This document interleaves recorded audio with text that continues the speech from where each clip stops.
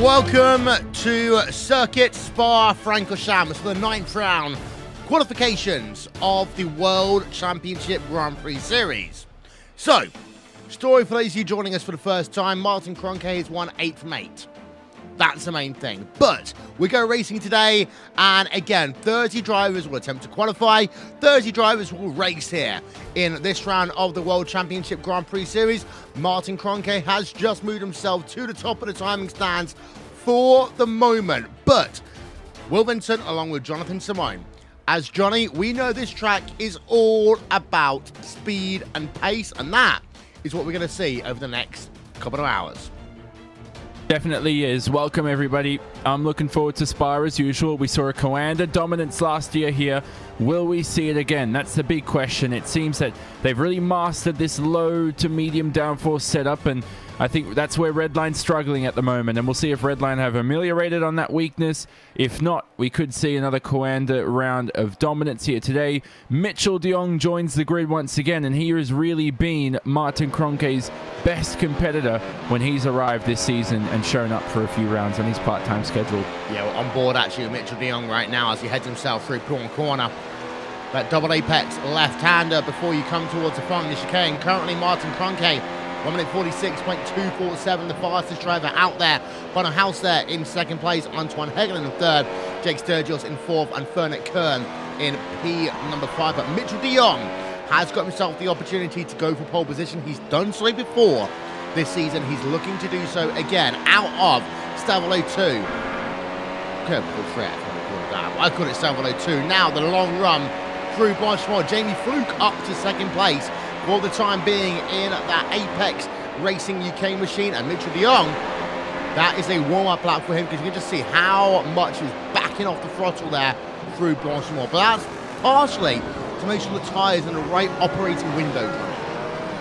Yep, definitely is. And here he goes to start the lap on the run to La Source. Just spotting the brake marker. Making sure you don't run too wide into here. The line is important. Look at the dip and the camber through the apex. Brilliant on the exit there. Not too much wheel spin. And now hugging the inside and hugging the wall on the run to Rouge. Full throttle through here in modern day Formula One. Brilliant stuff there. Look at the balance as well. The shakiness of the car as well. As I say that, Pascal Sturgis into P2 for Core Sim Racing. Brilliant time. But here's de Jong on the run to Les Combes. Sector 1, 29.746 then for Mitchell de Jong. Through Les Combes he comes now. 11 drivers have qualified so far in this afternoon's event. De Jong heading himself through the virage. Johnny, middle sector is where you make up your time. Through Nenem corner, on now to the fantastic Pouan. Yep, downhill entry into Pouan. And you just apply the throttle as soon as the front end bites into the corner. There it is there. On the throttle goes de Jong. You can hear it through the exit. The second apex is all full throttle. The first apex is really the tricky one. Through 13 and 14. Trail braking through this corner. 14. Making sure you don't lose the rear end grip. Into Stavolo. Very tight apex. using all of the curb on the exit. It's very slippery out there though, so don't use too much. Rear end wants to step out on you through curb, Paul Frere, and de Jong has to hug the inside to minimize the track distance to the line. Here he is through Blanchimont, straight lining this as much as possible again. Towards the bus stop chicane then for the driver of Mitchell de Jong. 14 drivers have now set themselves to try and make that 15. Vaccaro moves up into 10th place, Bieder into 13th position. As out the final corner then, the bus stop chicane for Mitchell de Jong, it's going to be second place for him so far. So not quite pole position, but also no one is in the same zip code as Martin Kroenke.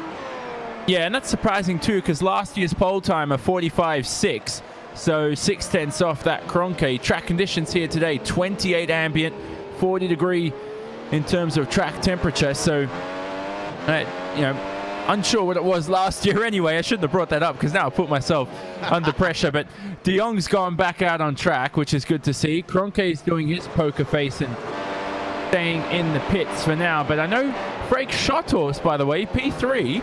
I like that, by the way. Red line still not challenging Martin Kroenke, but still very quick. Nevertheless, we know today as well, no Gregor Hutu for today's event. That was confirmed by team boss Dom Doohan, and also a race suspension for Mac Backham for his antics on the first lap at Indianapolis. Yeah, what I don't like though is about that Bono House has done a second lap and he's still only in P number 6. So, Redline are struggling in some ways. Yeah, they don't like this low downforce setup in this car, and it's been a huge challenge for them. And I think the season's been a huge, just mental challenge as well. So, understanding this car has been really huge. Bono definitely won't be pleased with 6. I mean, he might even drop even further. You never know. But, I mean, Jurgis is in front of him, Fluke as well. These are names that are normally behind Bono, so a lot of pressure on him. We're having a look at Kazuki Omishima right now. Through Blanchimont, he will come towards the bus stop chicane. Omishima has not set a lap so far here, but this is a good track for Radicals Online. A couple of years ago, Jeremy Boutou did a fantastic run, working himself up into the top 5. When Machine works himself past the start-finish line, and he will go somewhere. Actually, not that good a lap for Kazuki Machine. Yep, so I think they've actually scrapped off the lap time. Might have been, he might have had an off-track something, or he might have just, had an error or something of that, so they're not going to allow him to set that time. He did have pole here, by the way, Kazuki Umeshima, don't forget, all the way back in 2014 at Spa, so definitely familiar with this place. We've got ourselves, though, the driver of Alex Bergeron in that fast lane motorsports car, having a look at him as he works himself up the hill towards the Lacombe complex. Keeping an eye out, of course, on Martin Kroenke. Kroenke, he's back out. He's off to do a second lap then. Even though de Jong is only 3/10 of a second behind him, he wants to go and have another run. Of course, de Jong is on a lap right now. Through Fogna will come the driver of Mitchell de Jong. Through Blanchimont will come the driver of Mitchell de Jong right about now. So for de Jong, as Isaac Price moves up into 4th place, de Jong, this is his last opportunity. That wasn't Blanchimont. That was Lacuma I was talking about. What am I talking about, Johnny? You go on. Yeah, and I got to correct myself too. We're making all the errors here in the world. There was Olli Pakala, sorry, in 2014 that had pole, not Umeshima, but I don't want to bring up Montreal again. A race that Umeshima did have pole. So definitely a quick guy on the right day. So right now, let's have a look at the grid so far. We've got 2 Coanders on the front row, Schothorst, Isaac Price, and Jurgis. So 2 core cars in 4th and 5th. Fluke's improved towards this latter stage of the season, so not surprised by his 6th place.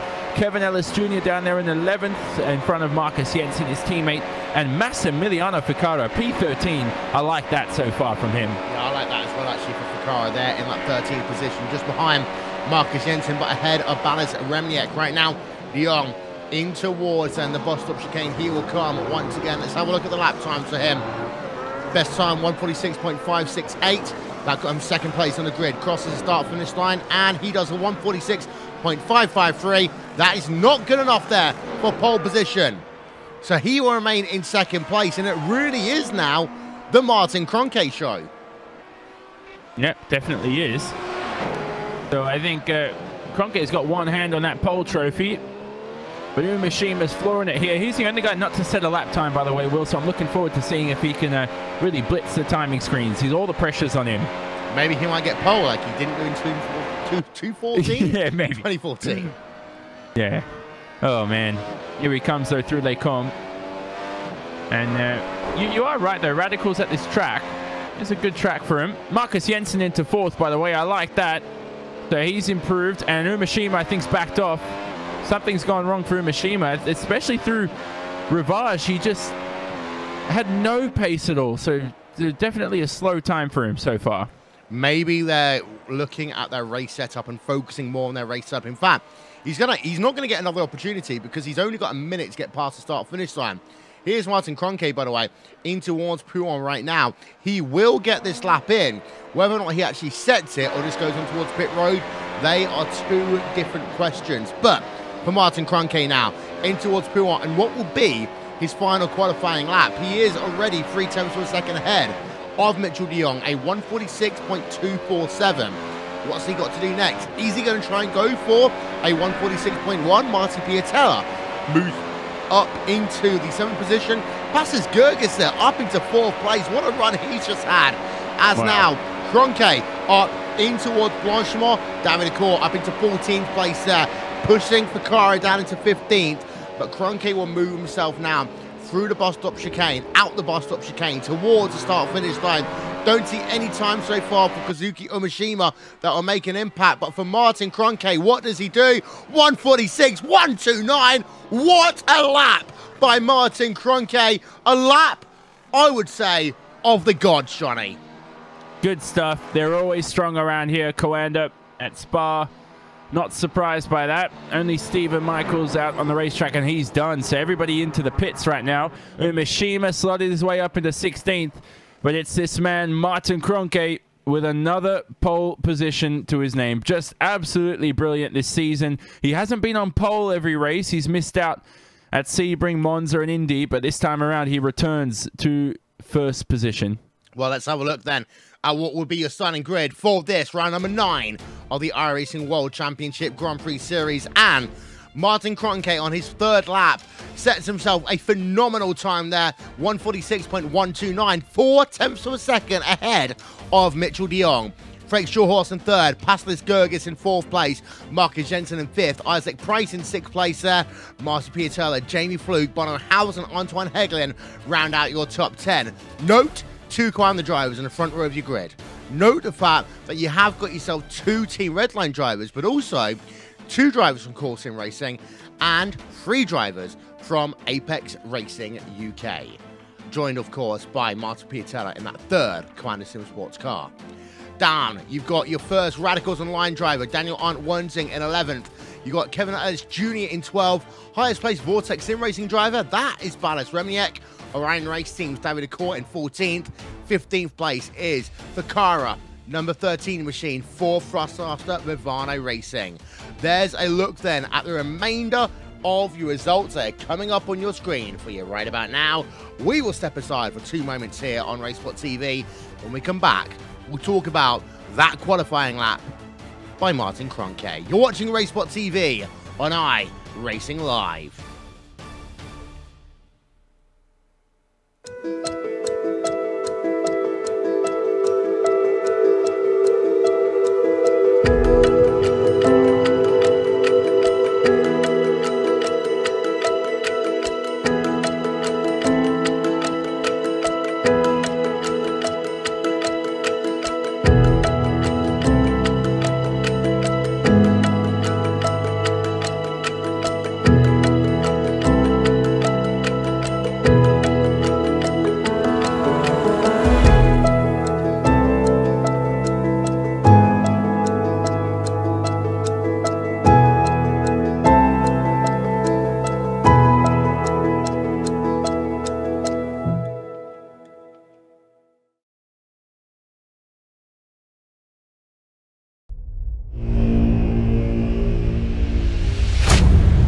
Get ready, going green.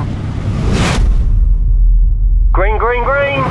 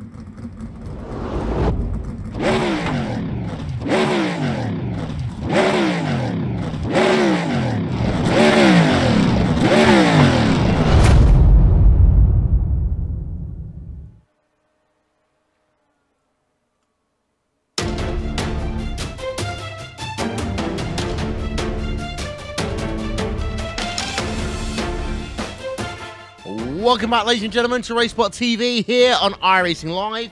This is the 9th round of the iRacing World Championship Grand Prix Series from Circuit Spa-Francorchamps, and we're going to start off then by showing you the pole lap from the driver of Martin-Honda. And again, he does this every time he gets a pole position, Johnny. He just goes out and finds ways saying, look, I'm head and shoulders above all of you. Yeah, exactly. He's just insanely quick, and round after round, I think if any track's going to exemplify how strong he is, it's Spa. And this is a track where we've seen him in the 24 Hours of Spa. We've seen him last year in the World Championship Grand Prix Series. It's a track he's mastered, and he's so quick around. And for the historicness and difficulty that is this circuit, he's really demoralizes people by looking at how good he is. So impressive stuff, and even improved on his pole time on the second time around, and his first lap would have done it anyway, so good stuff. I'm not entirely sure if I can remember if it was 0 or not, but Martin-Honda, when he did the RaceSpot TV 24 Hours of Spa, he clearly had less than 10 incident points in his stint over 6 hours. He knows this track like the back of his hand, but of course that's all well and good, Johnny, but we're now into the almost chase-like situation now. Drop weeks, they are a thing of the past. In the last 4 rounds, whatever you get, that's your score. Yeah, exactly. And so, you know what? He does have that 49-point advantage on Bottas, so I think he's more than comfortable heading into these final rounds. He's just going to bring it home right now, the championship. And he's on pole position once again, by the way, because Mitchell de Jong did steal it from him last time around. I think that's the next guy we sort of focus on, is his teammate Mitchell de Jong on the front row with him. He's really been his best challenger too this season. They really mastered this car, this setup, and the skill, and they've really tailored it to their styles so well. And hats off to them. But the race is coming up, Will. We're acting like they won the race. We have to wait until they actually cross the checkered flag in about an hour and a half. Indeed so. There's 30 drivers lining up on the starting grid here today. One of those drivers not lining up. That is Gregor Huttu. In terms of the championship, you can now pretty much say that it's over for Gregor Huttu in 2017. One thing, though, that isn't over is World's Fastest Gamer. World's Fastest Gamer will be coming to RaceSpot TV and on iRacing Live for 4 weeks starting on September the 17th. See some of the best sim racers in the world go head-to-head in this McLaren for the opportunity to go to the finals and take part in what is going to be the greatest prize in all of sim racing, the chance to become the official simulator driver for McLaren, Johnny.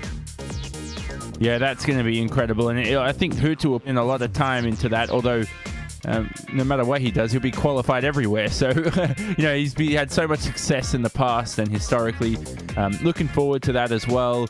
And these guys at the top of their game right now in the World Championship, we want to see as many of these guys out in the grid, but they're also going to mix it with those who don't have a World Championship license. The likes of names, hopefully, that I want to see.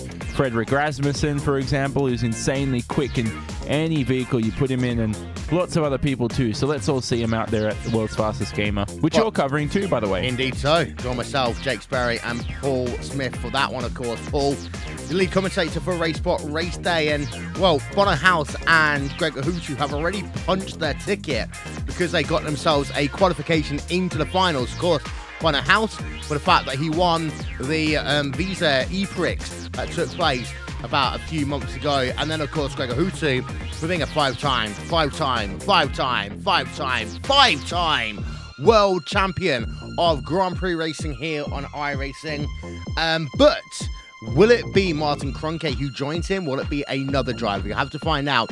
17th of September onwards for World's Fastest Gamer, brought to you by McLaren here on RaceSpot TV and also on iRacing Live. And Johnny, we are really excited for that one.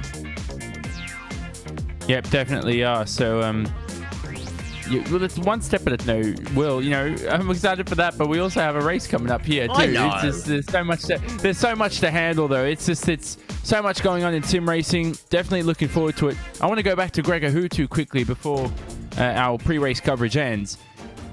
This is actually, he hasn't led a lap this season, and as far as I know, I don't remember seeing Gregor Huttu perform not as well as he has in any other season in his career. He's still better than partly 95% of drivers. That's the issue, though, isn't he?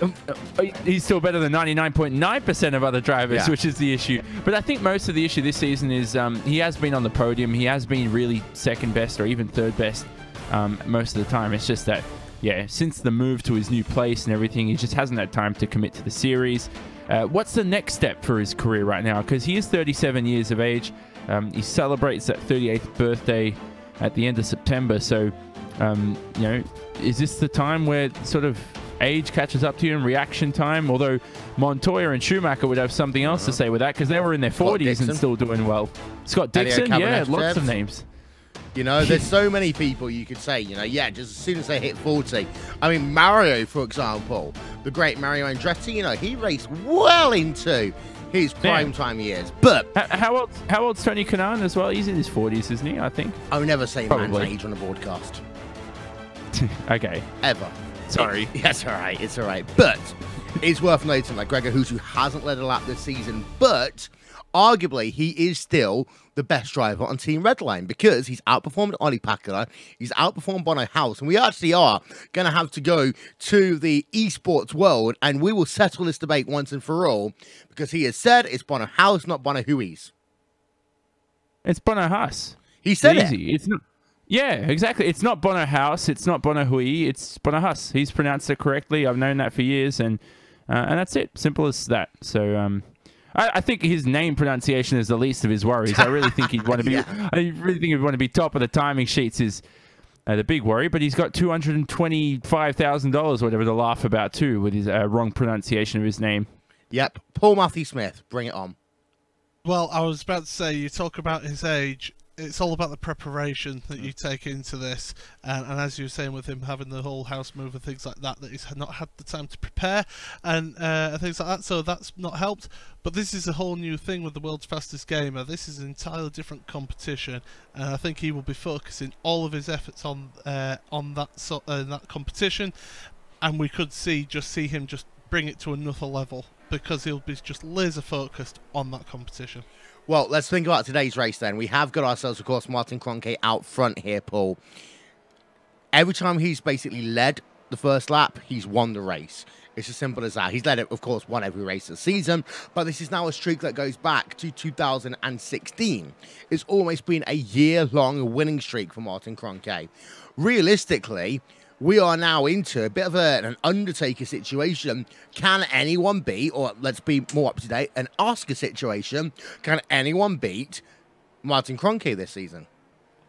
I mean, I've said it previously, and I'll say it again. I just don't see anyone beating him this season. I would love to see him go undefeated. I know Jonathan doesn't agree with that, but I would love to see him go undefeated because it would be one heck of an achievement to go the entire season as a race winner in every single race. I know it's not good for the competition, but he is at that level at the moment. And and I said this in the RaceSpot Race Day coverage, Spa-Francorchamps has the opportunity of bringing up that little bit of an extra element to it. It has opportunities for people to overtake, to get those opportunities. Look what happened last season. That instant into turn number one. It can all change just on that first corner at the start of the race. And just quickly to add on that, even if Kroenke does go undefeated this season, it won't be the longest win streak we've had in the World Championship anyway. Yet. So he's got a lot of work to do yet. And you never know. He could win the next 3 seasons straight, which hopefully doesn't happen. But he could still do that. So you never know when it's going to end. I mean, he currently, last time he finished off the top step of the podium was last year at the Nürburgring, second last round. So he's definitely got a lot more to come after this. And Kevin Ellis Jr., by the way, pointed this out to me before the race. A driver racing out there today, qualified P12 ahead of this event, that he noticed that Martin's never actually finished outside the top 5 in the past 3 seasons. Actually, the last time he didn't finish outside the top 5 was in 2014 at VIR, round 7. That's incredible. Yep. So, for Martin Kroenke, ultra consistent has been his approach, but it's now time for the talking to stop. We head ourselves into a no more mistakes mode here in the iRacing World Championship Grand Prix Series, because of here on in, every race matters. No drop weeks, nothing to hide. So, Can Martin Kroenke still do it? Make it 9 from 9? Join us in a few moments' time here on RaceSpot TV and on iRacing Live.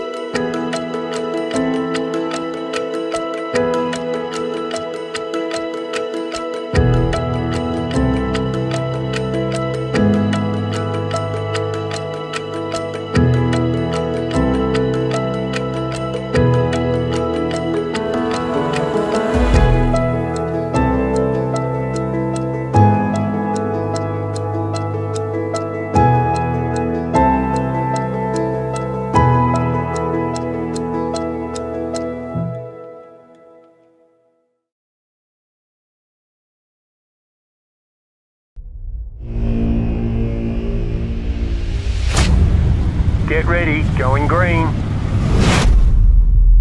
Green, green, green.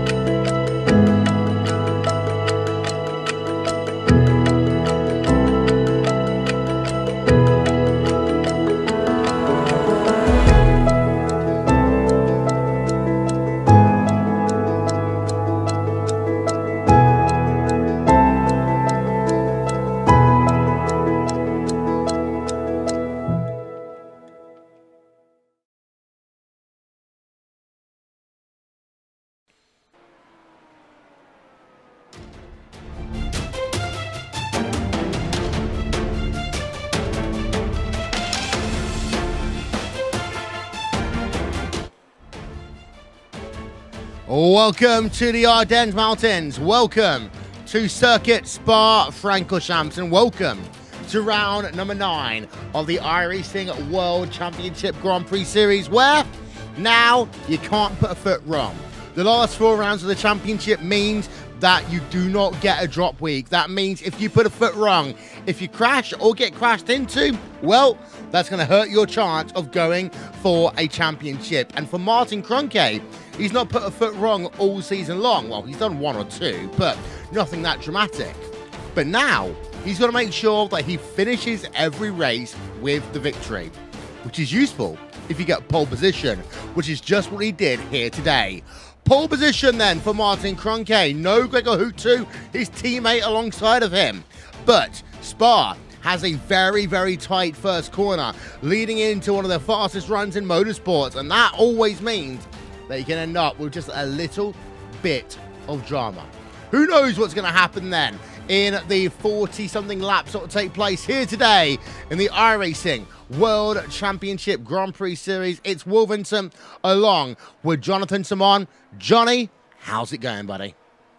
It's going very well. Another exciting round coming up around the 7 kilometers of Spa, 4.3 miles, 20 turns, 9 of those to the left, the other 11 to the right. 44 laps of racing, Will, and it's going to be a short event here today because we cover those 44 laps quite quickly compared to a round at a slower circuit or something where it takes a lot longer. You mentioned the championship picture before. It looks like it's out of hands for most drivers, although mathematically it's still possible. The main key is really to mastering this circuit as well. You look at your high-speed balance, your late braking, or your confidence on the left foot as well, going into a lot of these corners. It's quite an exciting weekend every single year, Spa. This is why it's one of the best racing circuits on the planet. Yeah, in fact, let's have a look through your championship standings so far. And it is the driver of Martin-Francorchamps who currently leads away. He does so with 273 points over Bonnerhouse there. 224 points for him. Matt Backham in third place, 210 points. Marty Piatella in fourth. Fifth place goes to Prix. Gregor Hutu, you would argue now, has given up on the 2017 championship. 160 points. Mathematically, he could still do so.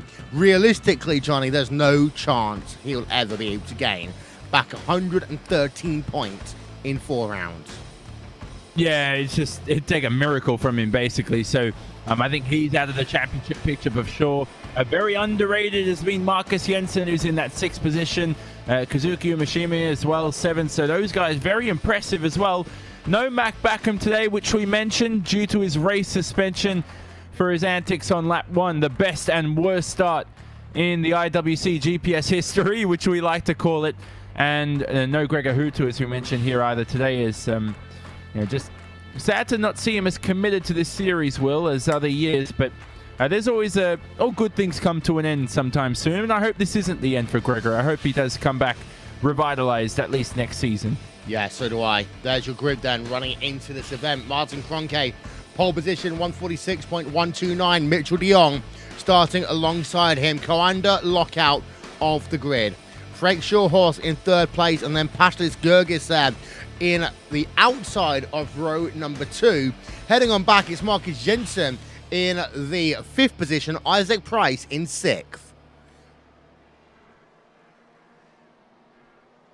You know, Johnny, that's when you're supposed to start talking. No, okay. I was just waiting for you. I thought you were going to go through the rest of the grid, but Piatella down there 7th as well. Rounding out the top 10, Anton Hegelin as well, who's been consistently strong. So Bonnerhouse starting from 9th. That's going to be interesting here today. He's in front of Anton Hegelin. He's on that 5th row. Down the order 2. Kevin Ellis Jr. in 12th. He's shown some late season improvement. What can he do from that 6th row? I'd also like to see a couple of those radicals guys behind. Paul Ilbrink, Mogar Filio, 25th and 26th. Do they have the pace to really show some competitiveness this round? But final things as well, DRS available, we know, across the Camel Straight too, so and across that main straight on the run from the final chicane to La Source. So plenty of overtaking opportunities here today.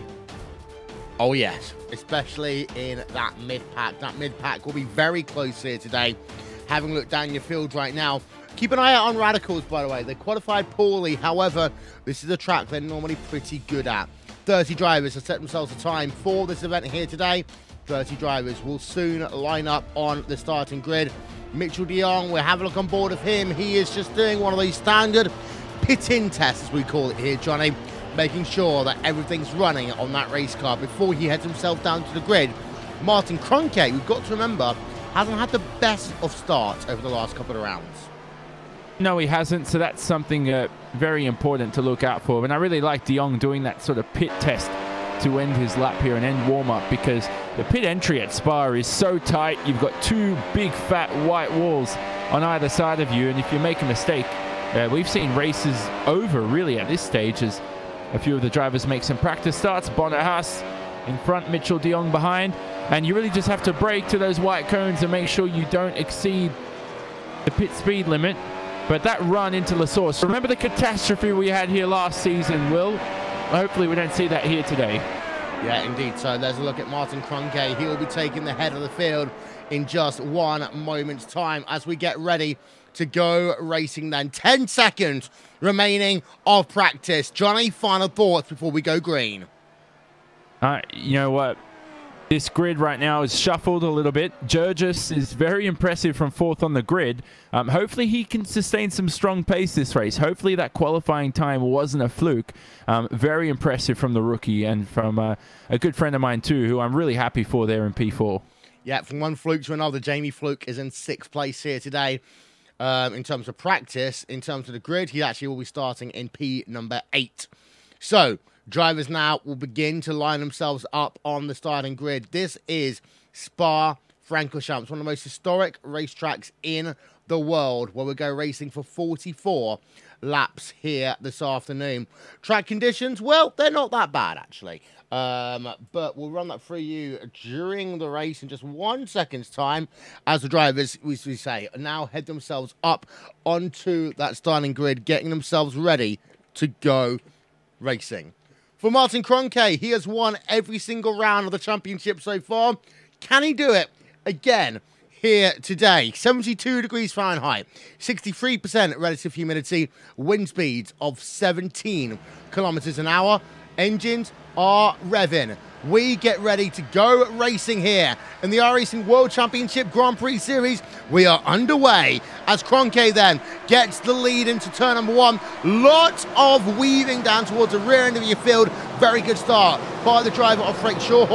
He gets himself then a run side by side with De Jong for the moment as they head themselves down into Eau Rouge.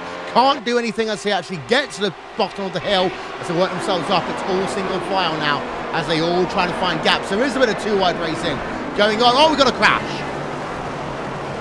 It's Ilka Harpala. Back to back. Yep. Here's a replay. Ilka Harpala, we've been battling it out with a Radicals Online driver. 1 hit, 2 hit, 3 hits, 4 hits, and that's Daniel Arndt Wernzing there, down one of the fastest corners in motorsports, and that puts Harpala into the wall, also puts Daniel Arndt Wernzing, I would say, out of this event here today. Replay now from on board with Daniel Arndt Wernzing, because that was not a good start to his motor race at all there, Johnny. No, that's devastating. Definitely not what we want to see. So Wernzing out from 11th on the grid, and it was just clumsy going into Rouge. Everybody trying to fight for that one piece of tarmac, one piece of the racetrack, and Wernzing, he just got clipped from behind by Ilka Harpala, and there was just no room for all of them. So lots of slicing and dicing, but at the front anyway, it's still Kroenke leading from De Jong from Schotters. Jurgis at the start was the one weaving to the inside to defend from the man who started in 5th place, Marcus Jensen, and Jurgis did a good job of that and maintains 4th. Yeah, he does indeed. Let's have a look actually. There is Gergis there in the course in Racing Machine. Martin Piatella in 5th place, Marcus Jensen in 6th, Isaac Price in the 7th position. But as we head on down, side by side going on right now, this is Kazuki Umeshima versus number 13 machine of Maximiliano Ficarra. Umeshima up into the 13th place. He's up 3 places already here today, as behind Diego Oliveira trying to scrap it out with Jake Sturgis. Sturgis has not had the best of years, of course, in this NX racing car, compared to what I would call his heyday in the World Championship Series. Yeah, and this is his first or second race of the season. First time we've seen him since Road America. So haven't seen Jake Sturgis much this time around in 2017, but he hopes for a strong result here today. He's got a run here on Remignac possibly, although I think he's a bit too far behind. No DRS at this stage of the race, so nothing to aid the drivers through on lap 2 of 44. As they head through Le Com goes Sturgis. No way to get past. And they head towards Rivage. So still at the moment here, some good battles. Let's check on the progress of Bono Haas. He is right behind Isaac Price, and he could possibly have a run here on the run down to Pouan. Yeah, we just also saw Antoine Hegeling going wide down at Le Com. That gave him the loss of about 3 positions. He was trying to get right up behind the driver of David Decor, was not able to do so. On board of Bono Haas right now versus that driver of Isaac Price. And again, you can't really pass through here, and House is going to have to hope that he gets DRS running in his favor, I would say, as we would head ourselves onto lap number 3. Yeah, so poor stuff from Hegelin, just a silly error there at this stage of the race. It's not something you should be making, but that's not the end of the world. He's still in the top 10, and he had such an immense start too, so it's a bit disappointing for him, but he's right now behind David Corpse. And good to see David Corpse from 14th up into 9th. I like that start. Yeah, that was also partially caused by the bit of mayhem we had on lap number 1 down at Air Rouge. Live timing and scoring is available, ladies and gentlemen. Just visit racesport.tv/time and get social with us on Facebook here as well. Omashima down to the inside of Kevin Ellis Jr. And that now is for P number 12. Yeah, here we go. So Kevin Ellis Jr. having a look here into Eau Rouge as well, but he's have to slot behind Kazuki Umashima. Now here they're going to go. Flick on DRS for the first time this race. Ellis Jr. has it. So does Umashima to defend. Here are the two of them.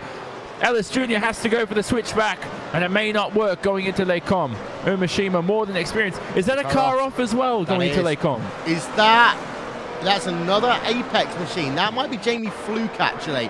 The second Apex car we've had go off down at Les Combes in this event so far. This is only lap number 3 of 42, 44 even as well.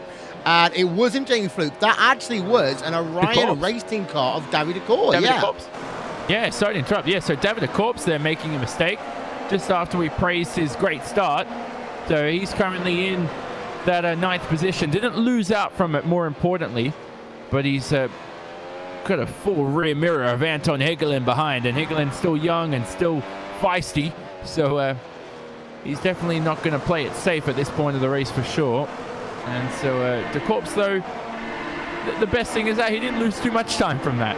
No, he didn't. And also one thing worth noting is that even though Franke hasn't yet put a DRS gap between himself and Mitchell de Jong, de Jong has put a DRS gap between himself and the leading Team Redline car. That is Frank Shawhorse. The gap is 1.2 seconds right now as they cross the start finish line. In fact, up to 1.3 down into La Source they come once again. And that's really important right now for Martin Kroenke, because we know that de Jong is unlikely, shall we say, to challenge Kroenke for the race lead.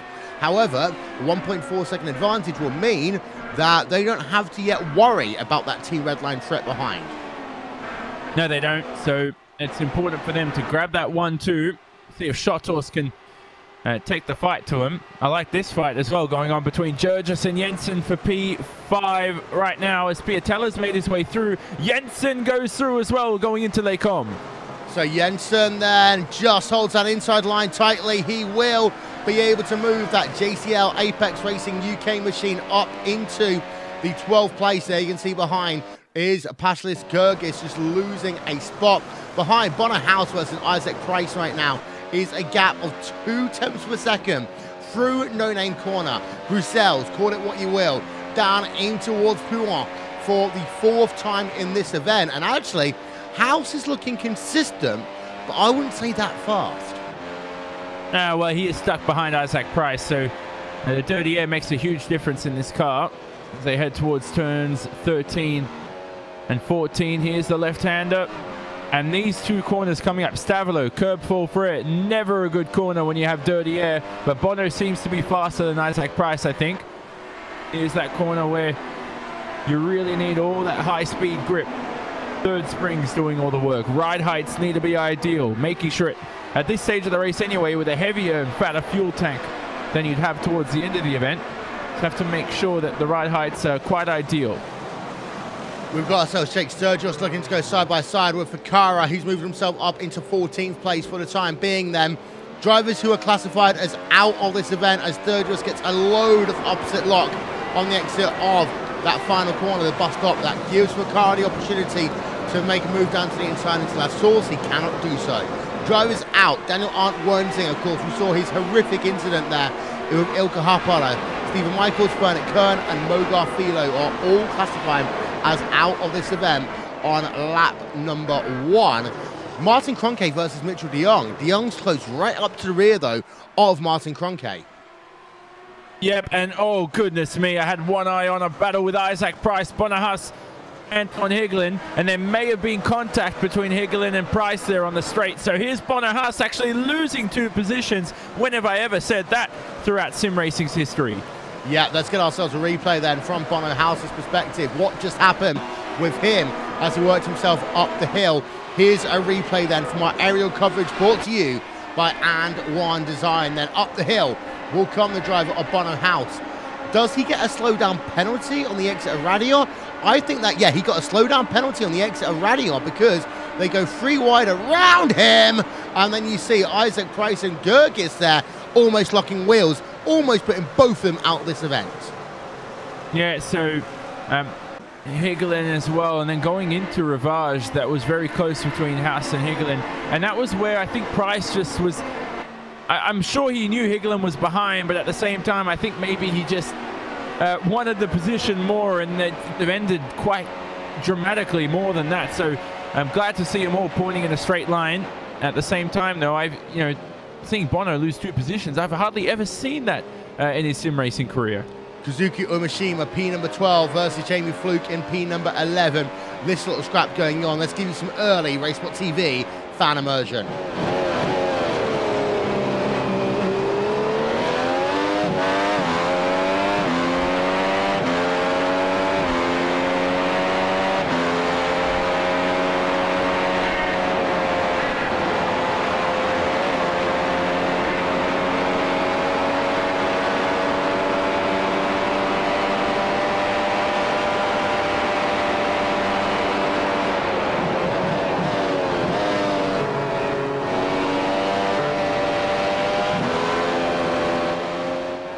Just ahead of them, actually, you've got yourself Jamie Fluke, David de Course going at it. That is a really close battle right now for P number 10, 11, 12 on track. Marcus Jensen in P number 5 has got some technical difficulties, but passes Gergis there, was very close behind him a moment ago. Bono House still scrapping it out with Isaac Price. Let's stick it with Bono House, Isaac Price for a moment, Johnny, whilst keeping half an ear to that battle going on for P10 through to P number 14. Yeah, here's Bono going through 13 and 14 again. You want to use that inside curve through here. It does ease the car into the corner slightly nicely and a little bit more. Very slippery curb there. That's very underrated in terms of how slippery that curb can be. Trying to make sure you don't put all 4 wheels on it and find yourself in the barrier 2 seconds later. Through Blanchemont, brilliant corner this. We saw some good side-by-side battling in our support series and the Porsche Super Cup through here.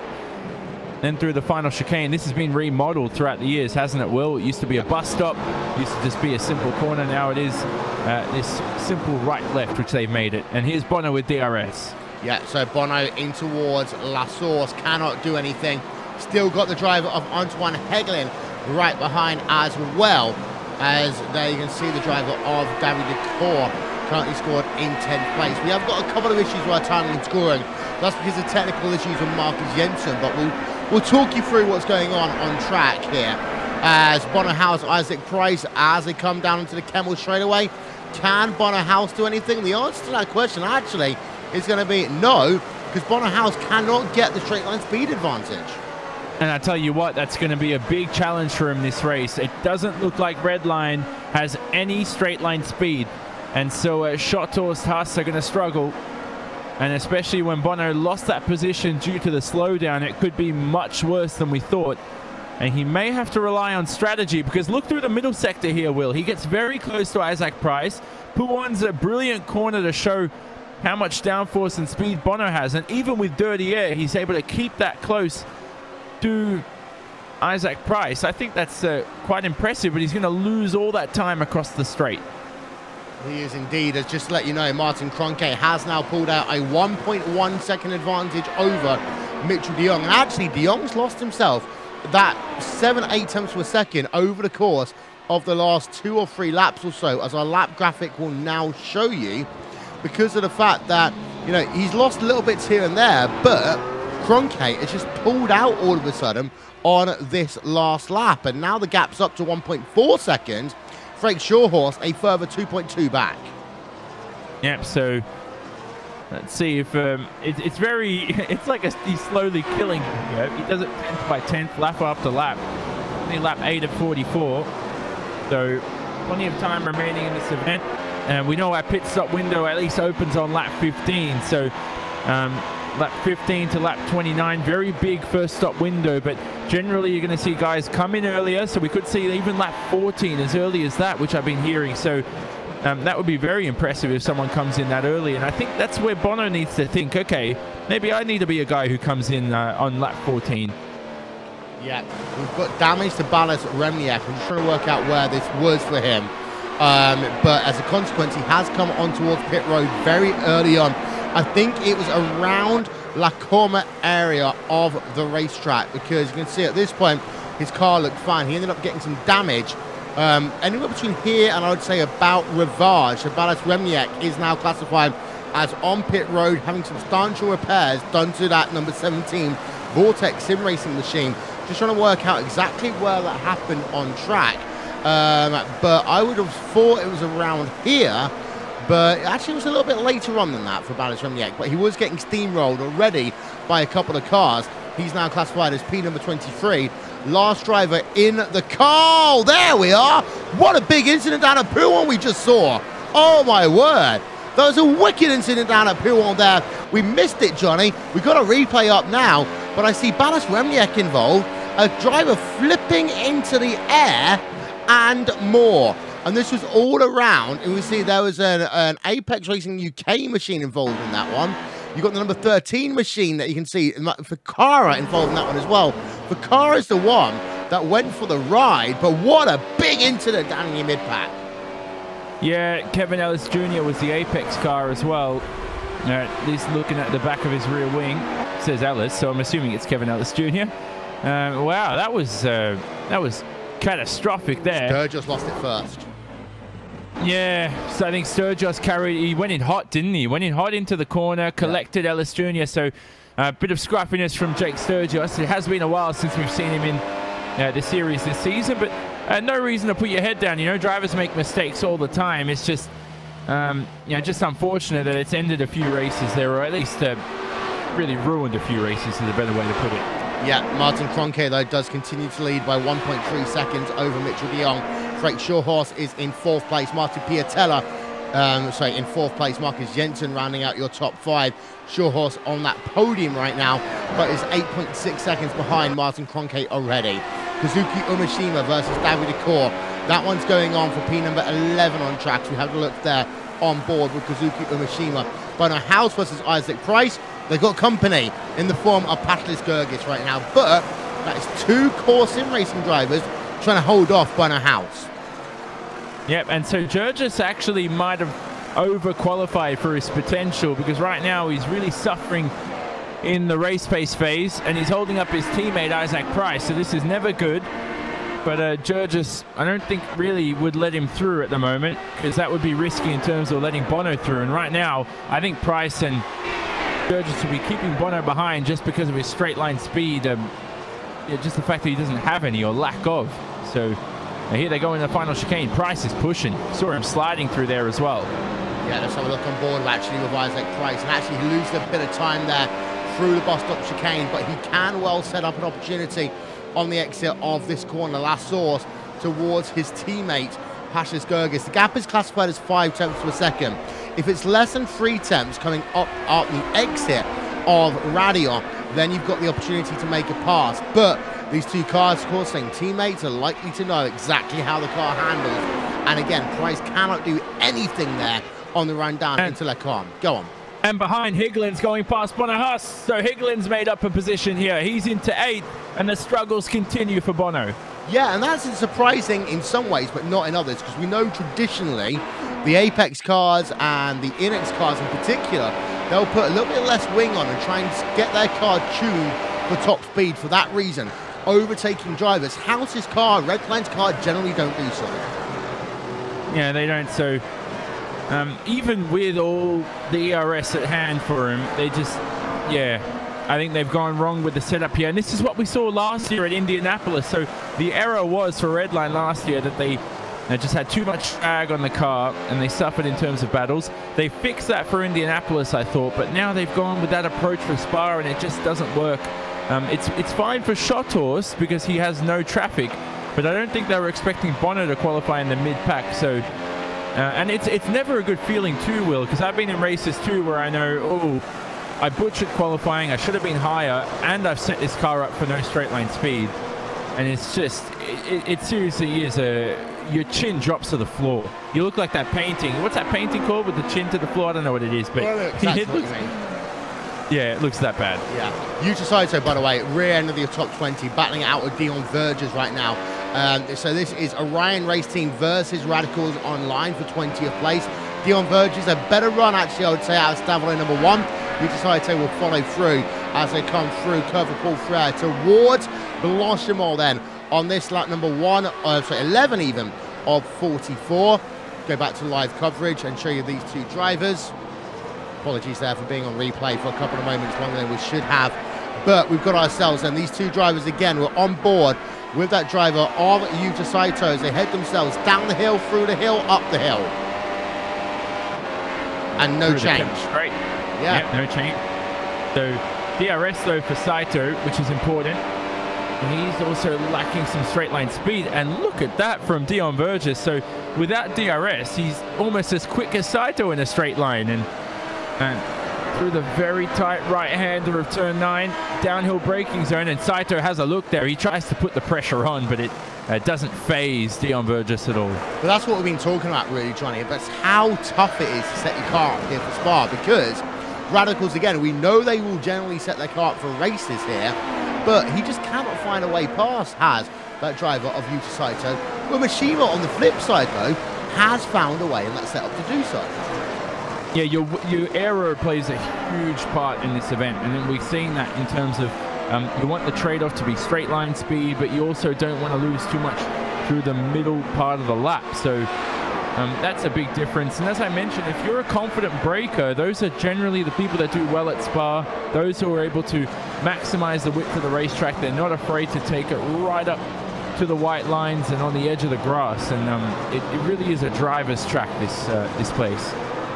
As we head ourselves then past 1/4 distance here, let's give you a run through of your movers and shakers in this event so far. And we know that Kroenke, De Jong and Chortos have not changed places, but kind of without us even thinking about it, Martin Piatella is up into 4th position here, Johnny.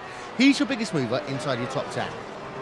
Yeah, he's done a good job. He quietly has done that too, because we know Jurgis started from 4th, Jensen was 5th, Price was 6th, and Piatella's up in front of all of them. So he's just got Chortos to catch up to, and I think he's sort of matching him for pace, which is never good. So he might have to do something different on strategy and maybe pit a bit later than Chortos and then catch him towards the end of the event with fresh rubber is probably his best option at the moment. As we now have a look further down in your field, you can see that Antoine Hegelin, he is up, well, was up 2 places, but actually what has happened to Antoine Hegelin? Antoine Hegelin has had himself some form of technical issues because he's out of this event, or has he just had a crash? Let's have a look. I think go on. I think he's had a crash, yeah. I agree with you. Have a look. Yeah, so here we go. Well, okay, let's try and find the tape if we can. On board right now with Antoine Hegelin, but he's falling down the field. Either this is going to be technical difficulties for him, or he's had a crash. He was right behind Isaac Price at the time that we're having a look on board of him now. Exiting last source, heading himself down the hill. Johnny, any info? I think he's crashed at the top of Eau Rouge. So, yeah, his race is over. And big crash. He's been mortal combated with the wall too. He's been just pinned there and nailed, and his race is done. Finished. So, yeah, it looked that way anyway. There's a very abnormal crash that happened. The tank slapper happened so late. It's like he had a huge tank slapper, and it happened at the exit of the corner. I've never seen that before so late at the top of Eau Rouge.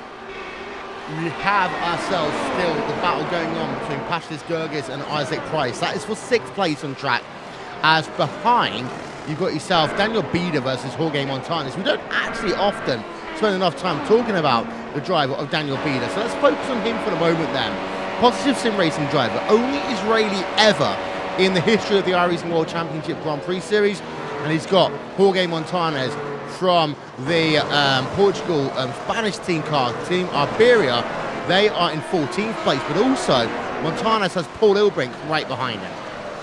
Yeah, and Daniel Bieder is somebody I've raced against before, so Didn't quite spend too much time on the racetrack with him, but he was around there. I remember seeing his name on the results sheets, and I'm like, oh, he's 4 positions away from me or something. So a guy that I've been familiar with, and he's Positive Sim Racing, who's got such a brilliant team owner, and Javier Alvarez, who's trying to build up a strong team. I read an article as well with Javier, how he talked about the dominant teams like Redline, Coanda. It's so hard to get to that stage because they almost monopolize, if that's a word, they almost create a monopoly in terms of drivers in sim racing. They get all the best drivers, and all the strong drivers want to go there. So it's so hard to build a great team. And that's where I think Core Sim Racing next season could be one of the strongest teams on the grid if they get things right. It could well be, as here's Jorge Montanes. We're on board of him versus Paul Ilbrink. And Montanes looking down to the ultra inside line about, oh, that's because he's got a car on his outside. That is Victor Prieto as Montanes goes off there down at the chicane. Yep. Oh. Here he goes now. He's still fighting away, isn't he, with Victor Prieto. Up the inside at La Source. This is going to be tight. Prieto gives him space. Good spatial awareness on the exit. Both of them throttle out of La Source. And they're going to be alongside each other going into a Rouge possibly. No, Prieto slots himself in front. Yeah, there's a replay then, a second look if we were to into the bus stop chicane with the driver of Jorge Montanes. Just gets a little bit loose there as he ran onto that dirty line through the bus stop chicane, battered it out with Hugo Prieto for a couple of corners. Nothing there really for him to help out on. He is now down into Victor Prieto, the 17th position on track, keeping one eye still on Bono House versus Isaac Price versus Pashas Gergis. Nothing's really changed between these two drivers.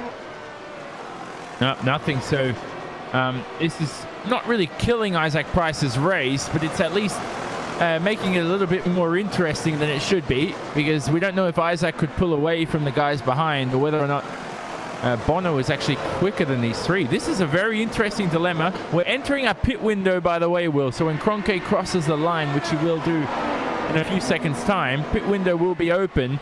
And we'll see if anybody from, even if Bono House actually enters the pits, it'll be a good bet for him.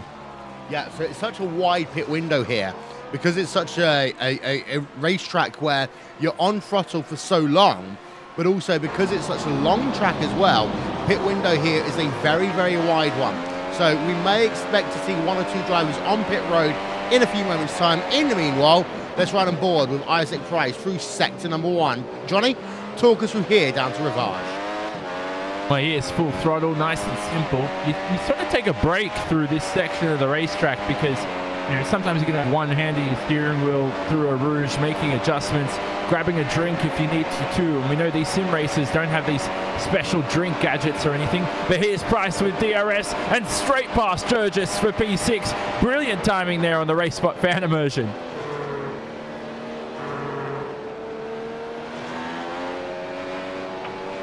Isaac Price then, exit of Lacan, down and towards Rivage he will come. And still, he's got himself Gergis, House, Fluke, etc. behind him. Nice little battle going on. We have seen Tomo Mejlek, by the way. He's come on towards pit road. He's made himself a pit stop of 4 seconds. That looks like a scheduled pit stop on lap number 13 of this event here, Johnny. Well, actually, no, lap number 12. Yeah, he might just be going early, so you never know. But I'm more intrigued with Bono Haas here on Gergis, because this is the first time Bono's been stuck behind somebody else for a change, although it's another core car. So very important here to see how this goes, as Gergis is really failing under pressure. I think those tyres are almost shot. Well, we'll find out there. There's a look at the ERS then, recovery system being used by Gergis to get some more of that electronic recovery into his car. Bono House then will have to stay behind through that sweeping left-hander down at Blanchimont. But he can't make the move down into the bus stop chicane, Kenny House. So, House? Bono House, of course. So, House on the exit of turn, final corner, the bus stop chicane comes out. He cannot do anything, so Gergis moves himself ahead of Bono House. And again, House cannot capitalize, although this may well be his best opportunity now. On the exit of La Source, that long run down the hill. Also worth noting, of course, that Gergis is 6 tenths of a second behind his teammate. This will help House out a little bit in terms of that straight line speed advantage. But House, on the exit of that corner, is actually not even able to get to the same speed as Gerges. No, and he has to watch out for Jamie Fluke behind. So Fluke now replaces Higelin in that apex threat. And so this is where Bono gains all his time, but he just can't find a way past Gerges. He has to do something different. If not, he doesn't want to risk his race too. And, you know, if you told Pascalis Gerges last year that he'd be in a scrap with Bono Haas on the racetrack, he'd be laughing. It's incredible for Gerges right now to be in P7. Here they go through Pouon. And Bono, yeah, he's just not going to be close. So it has to be done through pit stops. Although look at the exit here into 13. Is it possible? Oh, that's close. Locks a brake as well for good measure. He just, he really thought about it. It's just the problem with that corner there, turn 13, Will, is that you trail brake through there. So you might think you can throw it up the inside like a dive bomb, but the driver in front also throwing into the corner too. So it's a very difficult spot to overtake. Yeah, as behind, you've also got Paul Ilbrink versus Kevin Ellis Jr., 13th versus 14th place. And also Dion Verges versus Victor Prato. Prato, of course, we saw him earlier on our webcast. But Gerges versus House, that is still the big one as they exit again the bus stop chicane. No takers yet on towards pit road. That is worth noting here today. That you talked about the pit window being open, Johnny, but no one's yet taken the opportunity to come down. And no reason for Bonner to do so because he's straight past Gerges into turn 1. And on the exit, though, will Gerges reclaim the position, which is more important here because he has that top-end speed. Well, he's having a look at a replay then on board of Bonner House. This is how he got that position back. We do expect a challenge as they come up the hill, so it's going to have to be a quick replay there for Bonner House as he moved himself up into P number 7. But now, the look between these two drivers side by side. House, will he hold on? Yes, because now Fluke down to the inside of Gerges and turn around goes Fluke up into the air because he's hit there by a Radicals Online driver. So Fluke's there. His race for the moment is temporarily in deficit. Here's a replay. Jamie Fluke in towards Lecombe on the outside of Gerges. They'd make a slight bit of contact and then Fluke gets turned around as a consequence, then gets hit by a Radicals car. Yeah, not sure what to say on that, but as long as Fluke doesn't have too much damage, that's what I'm hoping, because it was really neither of their fault there, so racing incident. But regardless, I think Fluke, when he comes into the pit stop, if he doesn't have a long stop, he'll be fine. If he doesn't have too much damage. The same for Umeshima, because he just had nowhere to go. He tried to take to the grass, but there was not much there. But yeah, still, so no one taking to that early pit window, which you mentioned before, Will. I want to go back to that. Very interesting, though. And I think Gerges is right now struggling with his tyres. Might be someone to do so. Yeah, and also there is damage to the front wing of Kazuki Umishima's machine, as we would generally expect to be the case. But ahead of them, Kroenke now up to a 3.3 second lead over his teammate. Yeah, I like that. He's just on his way to win number 9, win number 10 in a row, really, if you want to count the last round of last season. He's just been... This is like the least we've ever shown Martin Kroenke, has it? I don't know. You know, he's, what's that, 10 in a row wins. The record is 13 in a row by Gregor. Is it possible? Do you reckon he could get it done at the end of the season? He could do. I think that he's on the opportunity to do so right now, in fact, as he continues to just pull those gaps up. Last time by, yeah, he was only a couple of thousandths faster than Mitchell de Jong, but his fastest lap time actually is slower than Mitchell de Jong, so maybe it may well just come down to the fact that Kroenke is better at conserving his tyres than his competition, as House versus Price once again through name corner down to Pouon. Yeah, it's obvious actually that he's faster than Isaac Price, but can't get past. This is that same dilemma again for the Dutchman. Price has a twitch on the exit of 1.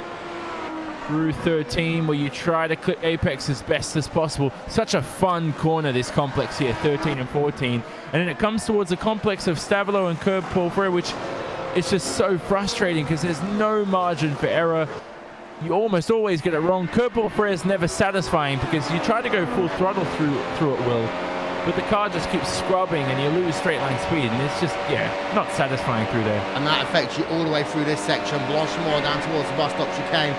It's worth noting that House is lifting off with a noisy pedal through there, as all drivers are pretty much doing, especially when they're in a tow. So we joked earlier on about the fact that Blanchimont in a Porsche was a difficult corner and you wouldn't be the same with World Championship. Actually, it's not that far off, really, because they are still having to lift, and that does make a big impact. And a lot of things as House then turns around the driver of Isaac Price. Price will be livid with that one. Oh, goodness. And so Bono caught unaware. He's got the high downforce setup, so what's going to happen is he's always going to carry more speed into an apex than another driver, and it just means he has to be much more careful. And Jurgis may actually end up in front of Bono here, but Jurgis closed DRS for a second. That was very interesting. Manually closed it. I haven't seen that in quite a while, or he might have actually just backed off the throttle or applied the brakes. Yeah, there's one more replay for you then of Price versus Gergis. Price the driver at the front, and House the driver at the rear. Just a simple turning around of another driver, but Isaac Price is not going to be happy with that one. Yeah, so what you have to watch out for there is, as I mentioned, Bono's got carrying more speed into an apex. It's to do with the high downforce. It could also could be something to do with your differential settings. So depending on how much entry speed and mid-apex speed you like to carry, engine braking comes into play, all this kind of stuff. So that's just caught Bono unaware there through the apex.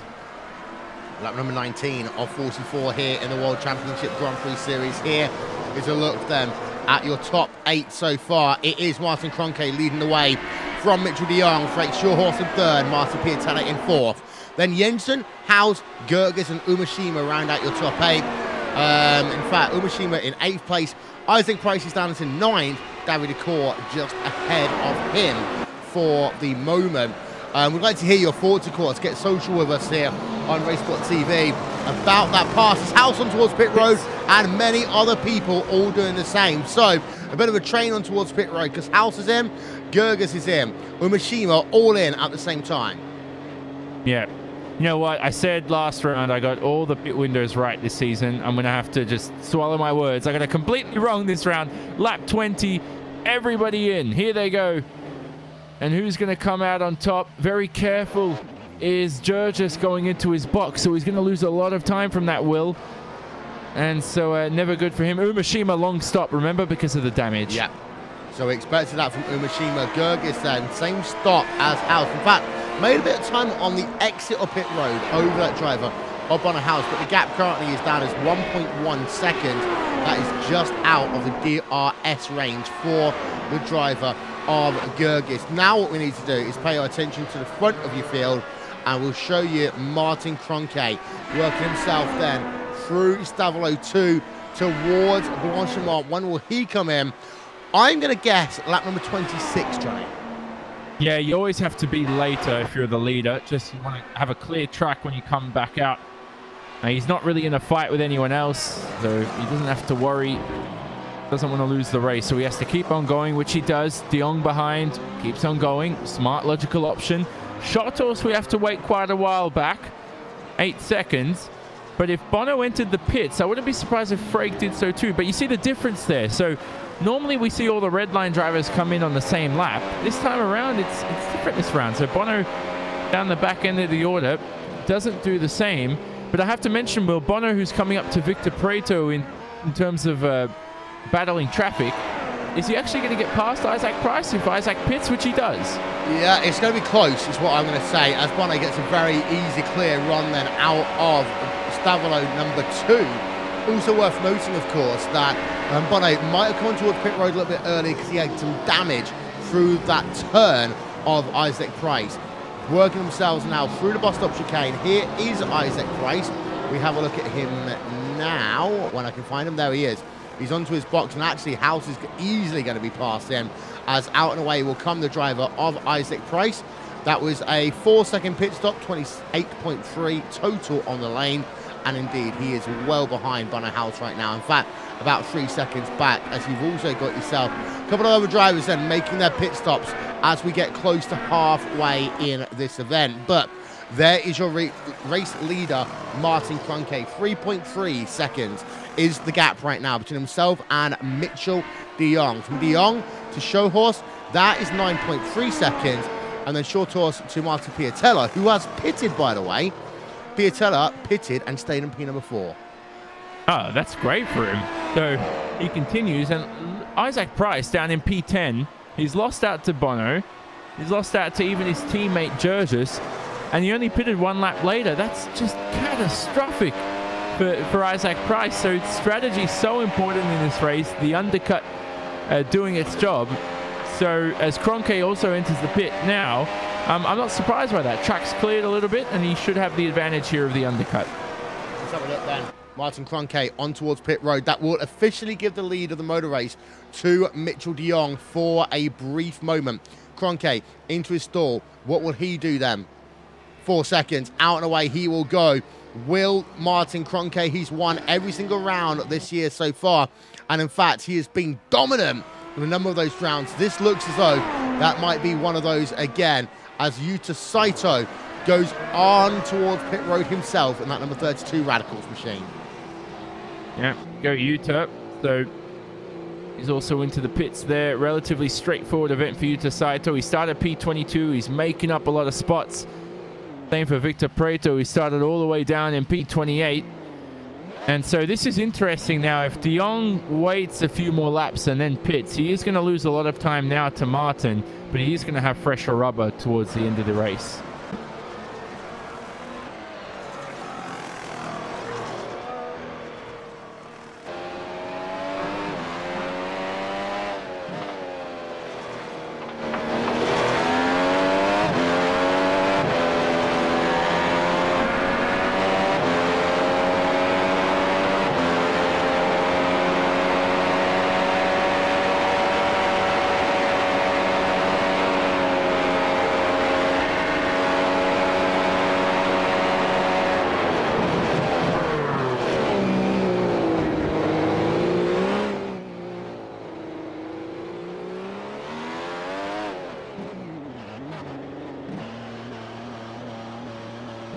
He's on towards pit road, Johnny, and kind of he had to do so because everyone else has come on towards the lane already. Yep, so good stuff. Shot Horse, is he going to pit?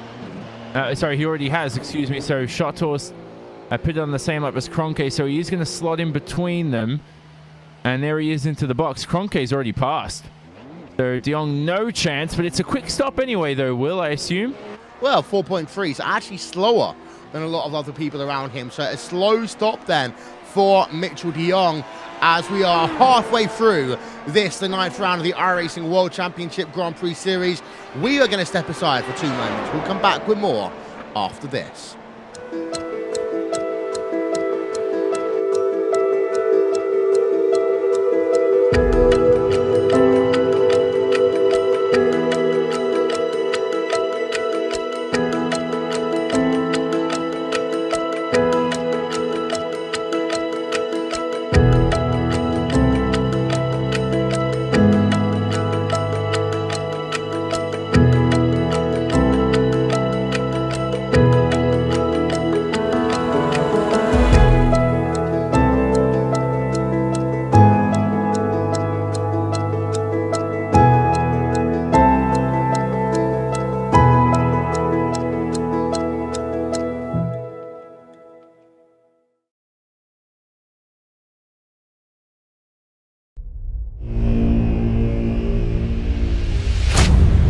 Get ready, going green. Green, green, green.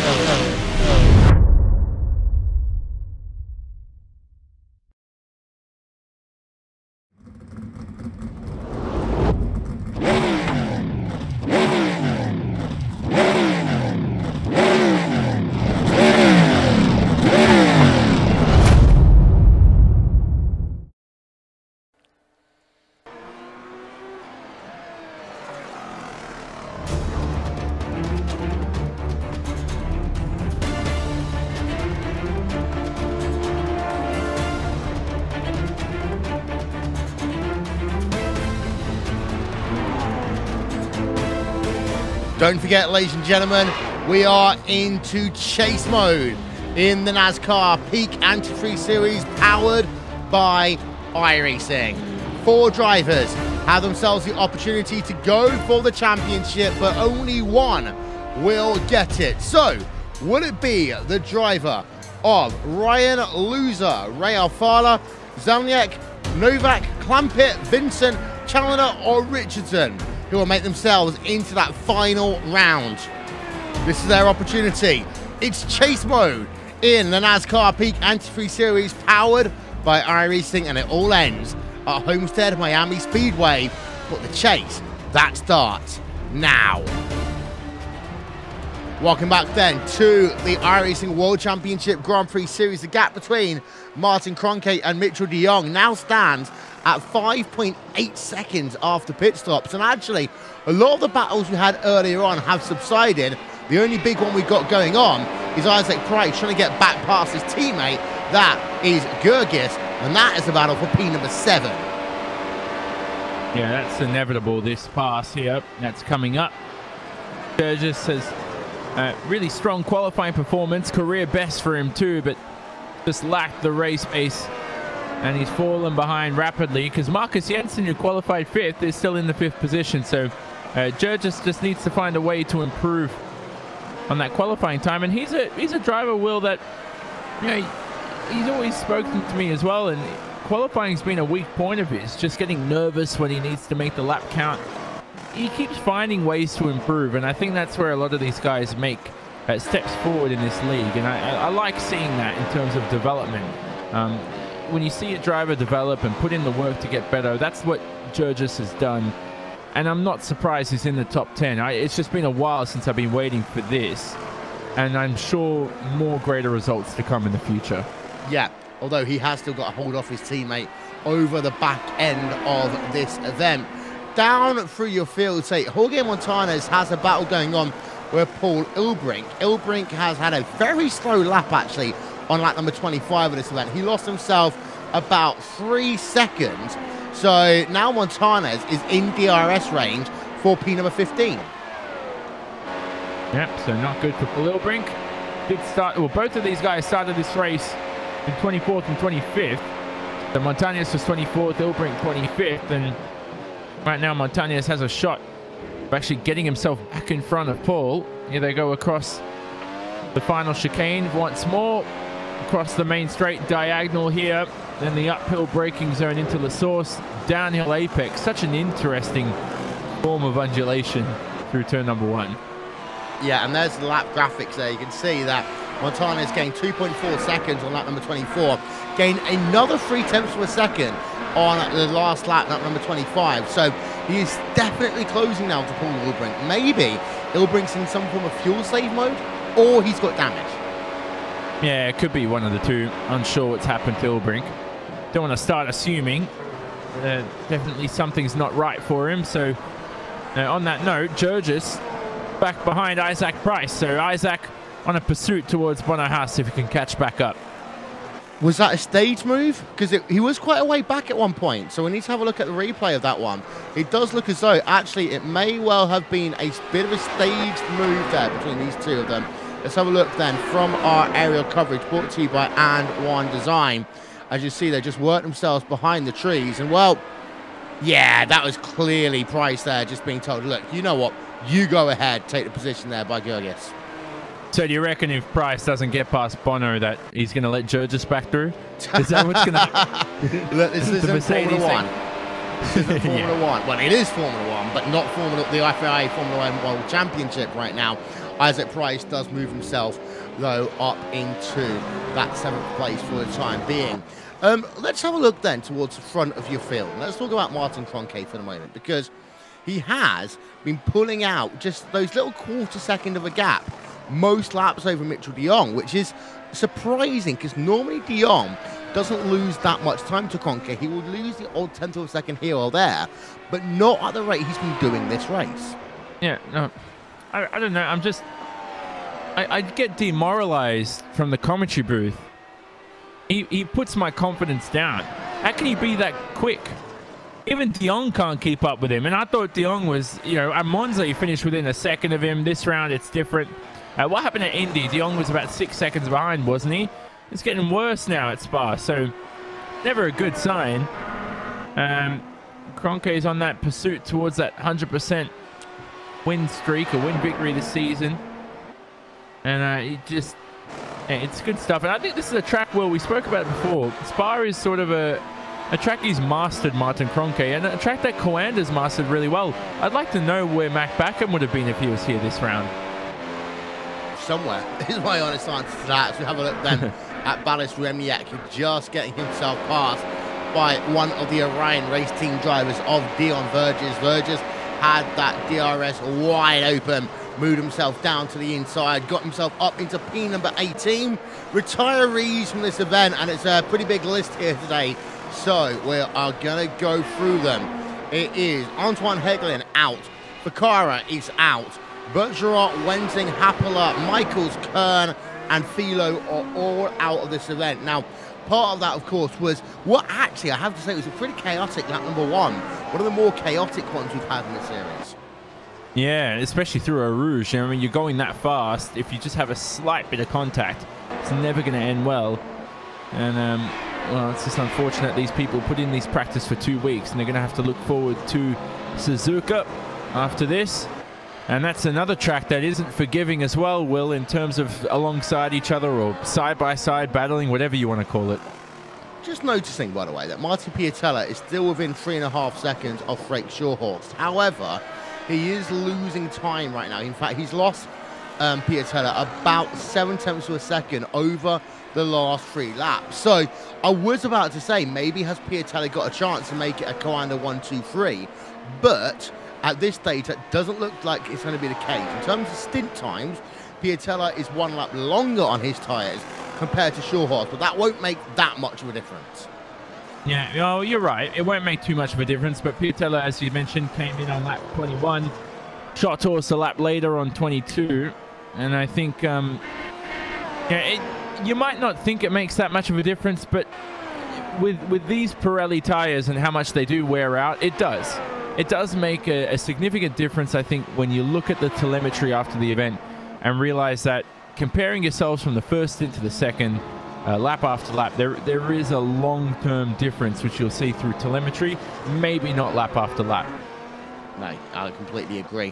But Piatella then does try to keep in 4th place. Talk us through, we're going to run through a lap here, actually, on board with Piatella. And we talked about this first stint quite a few times, you know. Last horse, slow in, fast out. Air Rouge, make sure you get the bike point through the corner, like he's doing here. Run that inside curb, run yourself up through Ranion, then position yourself for that little kink down the Kemmel straightaway. As Shorehorst actually last time by, the lap times between them was about 1.5 of a second. Coming to Lecon, right-hander, use the curb. Left-hander, use the curb. Settle the car out, then actually just graze the curves on the exit on the inside of La Course. Then you go into Rivage, long right-hander, and then you stop using the curbs for a few moments, Johnny. Yeah, you do. This curb here, you don't want to be using at high speed. Slippery on the exit of no-name corner. And Pouillyon's that corner where, as I mentioned, the first apex is quite tricky. Sometimes you don't want to turn in too early, and you become so tight on the steering wheel that you actually run wide. So it's going to be careful with that. Here's a corner where the curbs do help, although you don't want to touch them too much. There you go. Piatella clips the curbs on the left-hander there, and I think that helped ease the car in. And here's that very tight complex of the racetrack. Stavilo. Easy to get out on the AstroTurf. Curb pull through. Your springs doing a lot of work here, trying to keep the car stable. Suspension as well. Spring rates, I should say, is a better way to put it. Then Blanchimont, trying to widen the track as much as possible. Once you hear the tires start to screech, you're losing time. And then straight lining the final chicane. Such a horrible corner, this. The camber, it's never satisfying. Blind through the apex of the final corner. You have to apply the throttle early because it's an uphill apex. Beginning a new lap, and here we go. Uphill braking zone into La Source, but then downhill apex. And that's what caught Bono House earlier out, Will, in terms of hitting Isaac Price, is that he can carry more apex speed into La Source. That cost him quite a bit. So Straight lining a Rouge, easy stuff. This is all one-handed stuff, Will, these days. It's not challenging a Rouge. Trust me. Just grab a drink here on the Camel Straight. Not just easy. Here we go. Use the curb through Les Combes.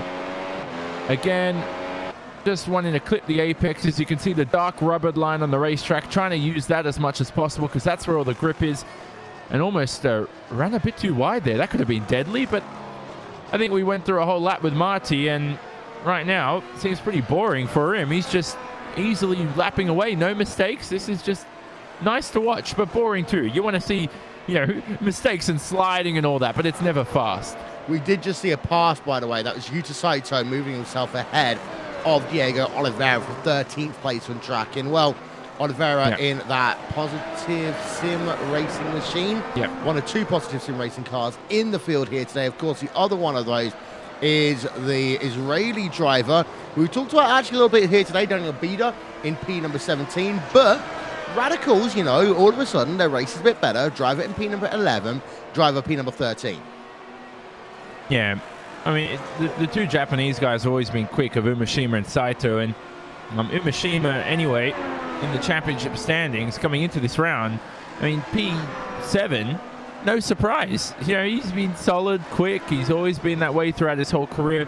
Saito's been very inconsistently impressive. Some rounds, it's like he's never there, Will, but some rounds he's up in the order like he is today. So something maybe I think is the next step to improve for Yuta Saito is to just push himself a little bit more and find that consistency. Kevin Ellis Jr. took 4 tenths per second out of Gergis that last time around. What's going to happen as they cross the stripe? We'll get a look at the lap times. Another 4 tenths of a second there. So Kevin Ellis Jr., Apex Racing UK machine now, is hunting down Pashless Gergis. You can just see how much he is pushing, the way that engine note works through La Source. Prix Rouge and Radion, they come now. Gap is 7 tenths of a second, but Ellis Jr. is looking to find a way past Gergis. He gets past him quickly. He might get a little half shout there, maybe at Isaac Price as well, if he can close quickly enough. Yeah, but he runs wide through the entrance of Les Combes, and that is going to cost him a few tenths for sure. Kevin Ellis Jr., great guy, good sense of humor, good personality to have within your team, which is so important in sim racing. Is how many guys can you bring into the team that make you enjoy yourself and make you enjoy the 3 hours a day or whatever you need to do to test? And really important to have guys like Kevin Ellis Jr. around. Yeah, I can completely confer that one. He is closing over Gergis, you can say. Gap, though, up to 1.1 second as a consequence of him pushing wide down at Les Combes. We've also got Diego Oliveira, of course, in that number 06 machine. Just keeping an eye out, the times from him and Paul Ilbrink, who is the other Radicals Online driver inside the top 10.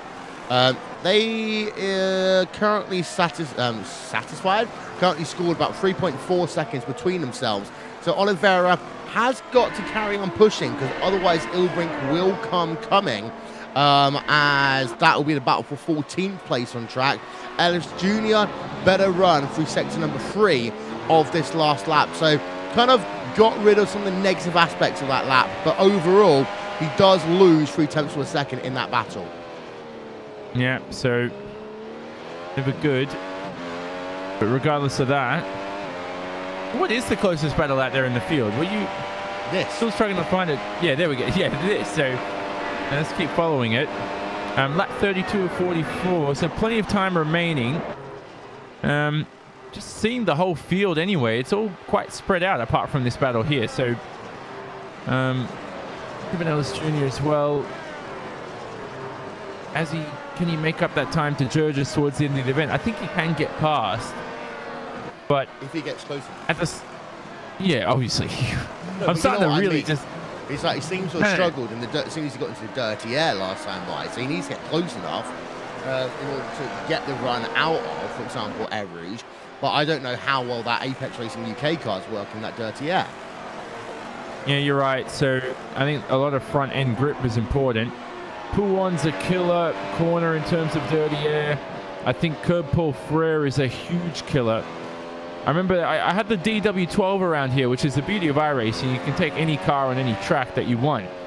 remember driving the IndyCar, the DW12, and curb pole Frere was absolutely a killer. There's a small bump on the apex, and if you don't have this car set up right, you will find yourself into the barriers and you will find yourself spinning around. But to really make a compromise for that dirty air, you just have to make sure the front end grip is there, and maybe Apex is struggling with that. Yeah, as there is Ellis Jr. on the exit of the corner. He gains a 10th that lap. We have got one other battle going on track, which I am keeping half an eye on. That is Daniel Bieder versus Jorge Montanes. Of course, Montanes has been passed by a couple of drivers recently, and this will become a battle then of two teams. Once again, there is the driver of Jorge Montanes in that number 15 Frostmaster Nirvana racing machine. Daniel Bieder last time by actually lost a 10th of a second, but the lap times show that it's kind of gain a little bit, lose a little bit, gain a little bit, lose a little bit between these two drivers. Yeah, so you really look at your relative times at this point. Try to, every time you see that extra 10th gain through a corner, you're like, it's a bit of extra motivation for you to keep pushing. But apart from that, you have to, sometimes you talk to your engineer to give you some suggestions. If there's no good suggestions, you're just going to keep driving, getting closer and closer, and don't over push it. I think drivers keep trying to gain time through corners. I really think everyone's pushing 100% when you're in a battle. It's more or less trying not to lose time through many corners, which is a better way to phrase it. I completely agree. As Ellis Jr. does close a couple of temps already on this lap. You can see the times there between Ellis Jr.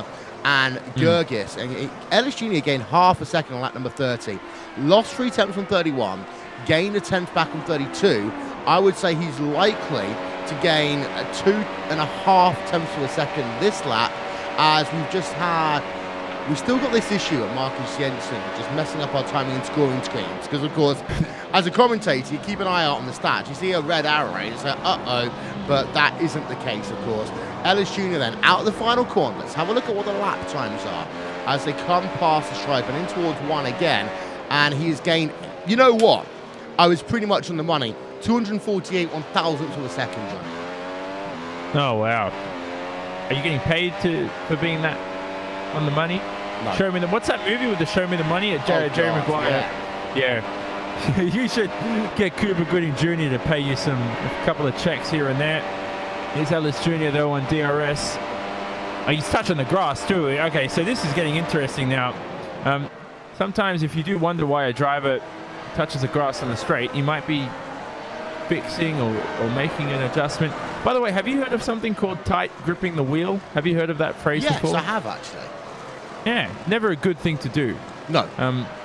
What it means is, if you're wondering what tight gripping is when you're in a battle like this, you end up holding the wheel so tight and you're clenching and your muscles hurt because you're trying not to get corners wrong. And when you start doing that, trust me, not only are you going to have sore muscles the next day, but you're also going to start making more mistakes. So you just have to be relaxed and calm through every corner.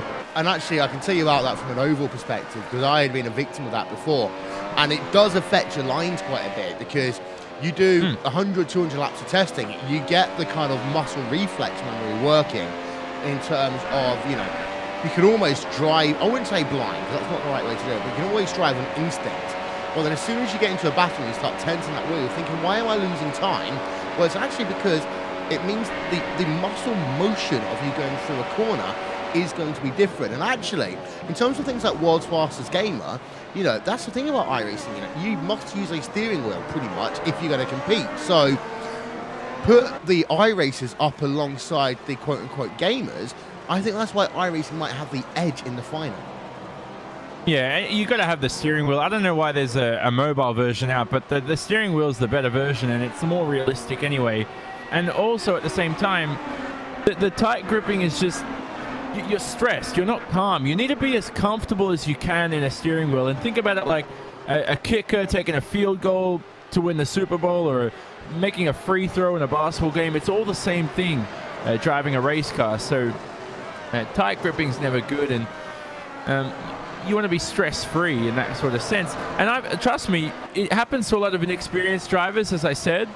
And the worst part about it is I've had races where I jump out of the seat and your rear end is hurting so badly because you've been clenching the whole time, and your arms the next day are absolutely sore. You can hardly pick up certain items off the floor.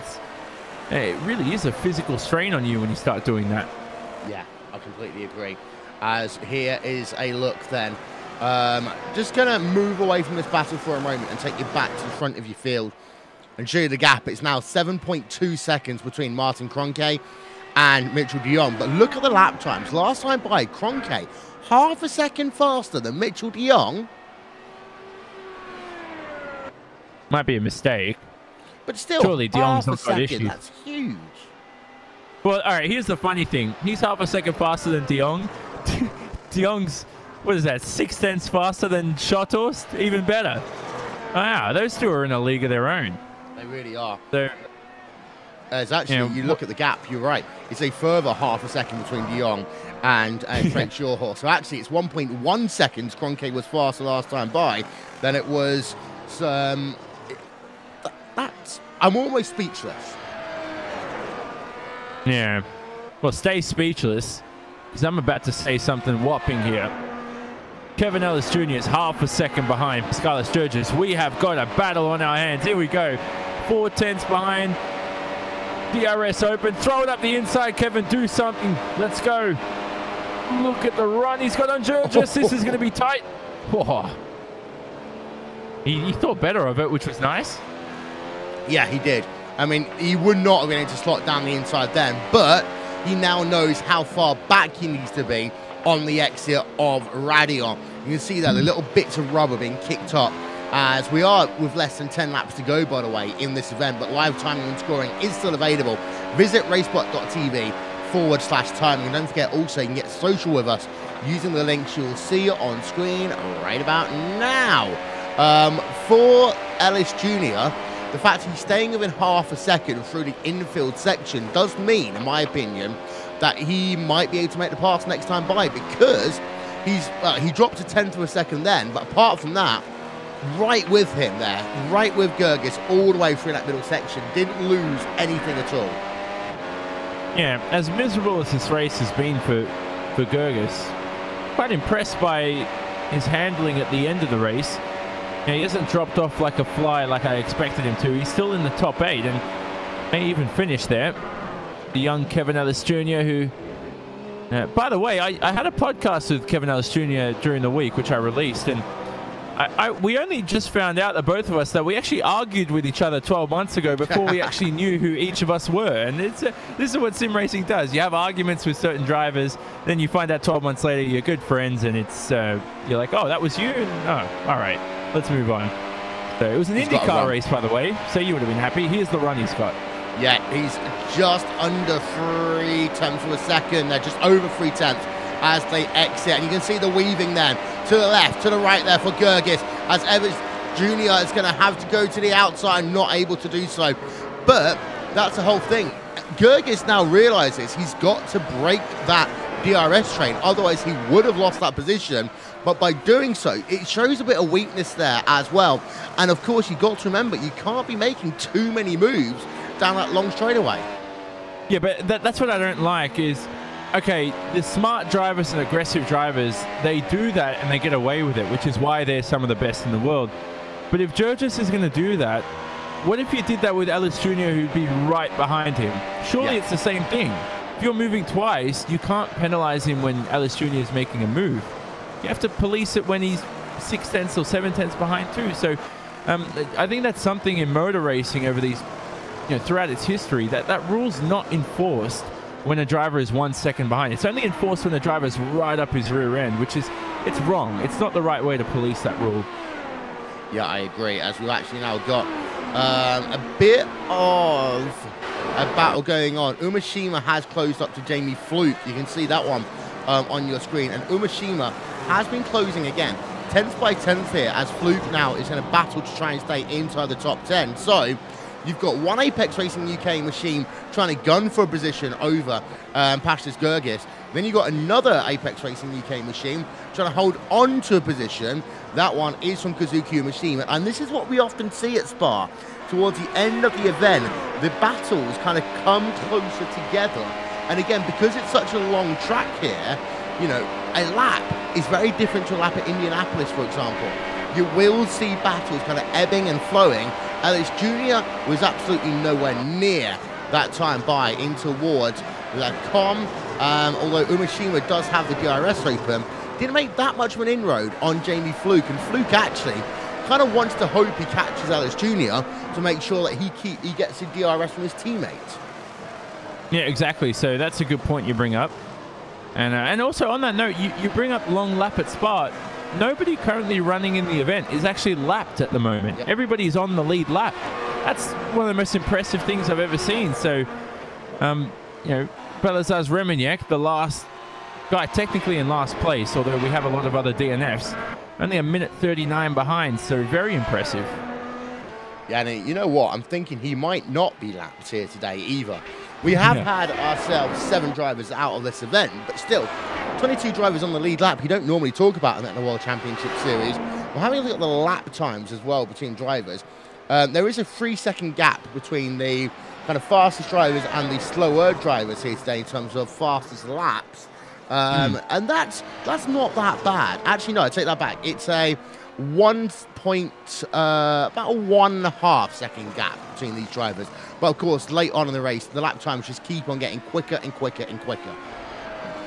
Yeah, obviously that's because of fuel loads decreasing as the event moves on. Everybody's just all the energy recovery system doing its work throughout the event. Haven't seen many, apart from that early battle with Huss, Price, Jurgis, everybody else as well. Didn't see many other DRS trains going on, so that was good to see as well. Something different. Who knows what iRacing is going to bring as well for next season in terms of rule changes. I'm always interested because I haven't heard much on it yet. As Ellis Jr. here has a look for P8, not enough.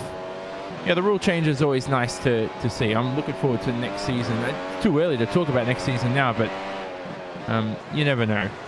Yeah, of course, it's worth noting as well. Some of these drivers are thinking towards next season, and they are thinking, what do I need to do points-wise to make sure that I have enough points to qualify for next year's World Championship? Because, of course, we're looking at the idea of a smaller field, different race structure potentially for next year, and it's worth thinking that as well.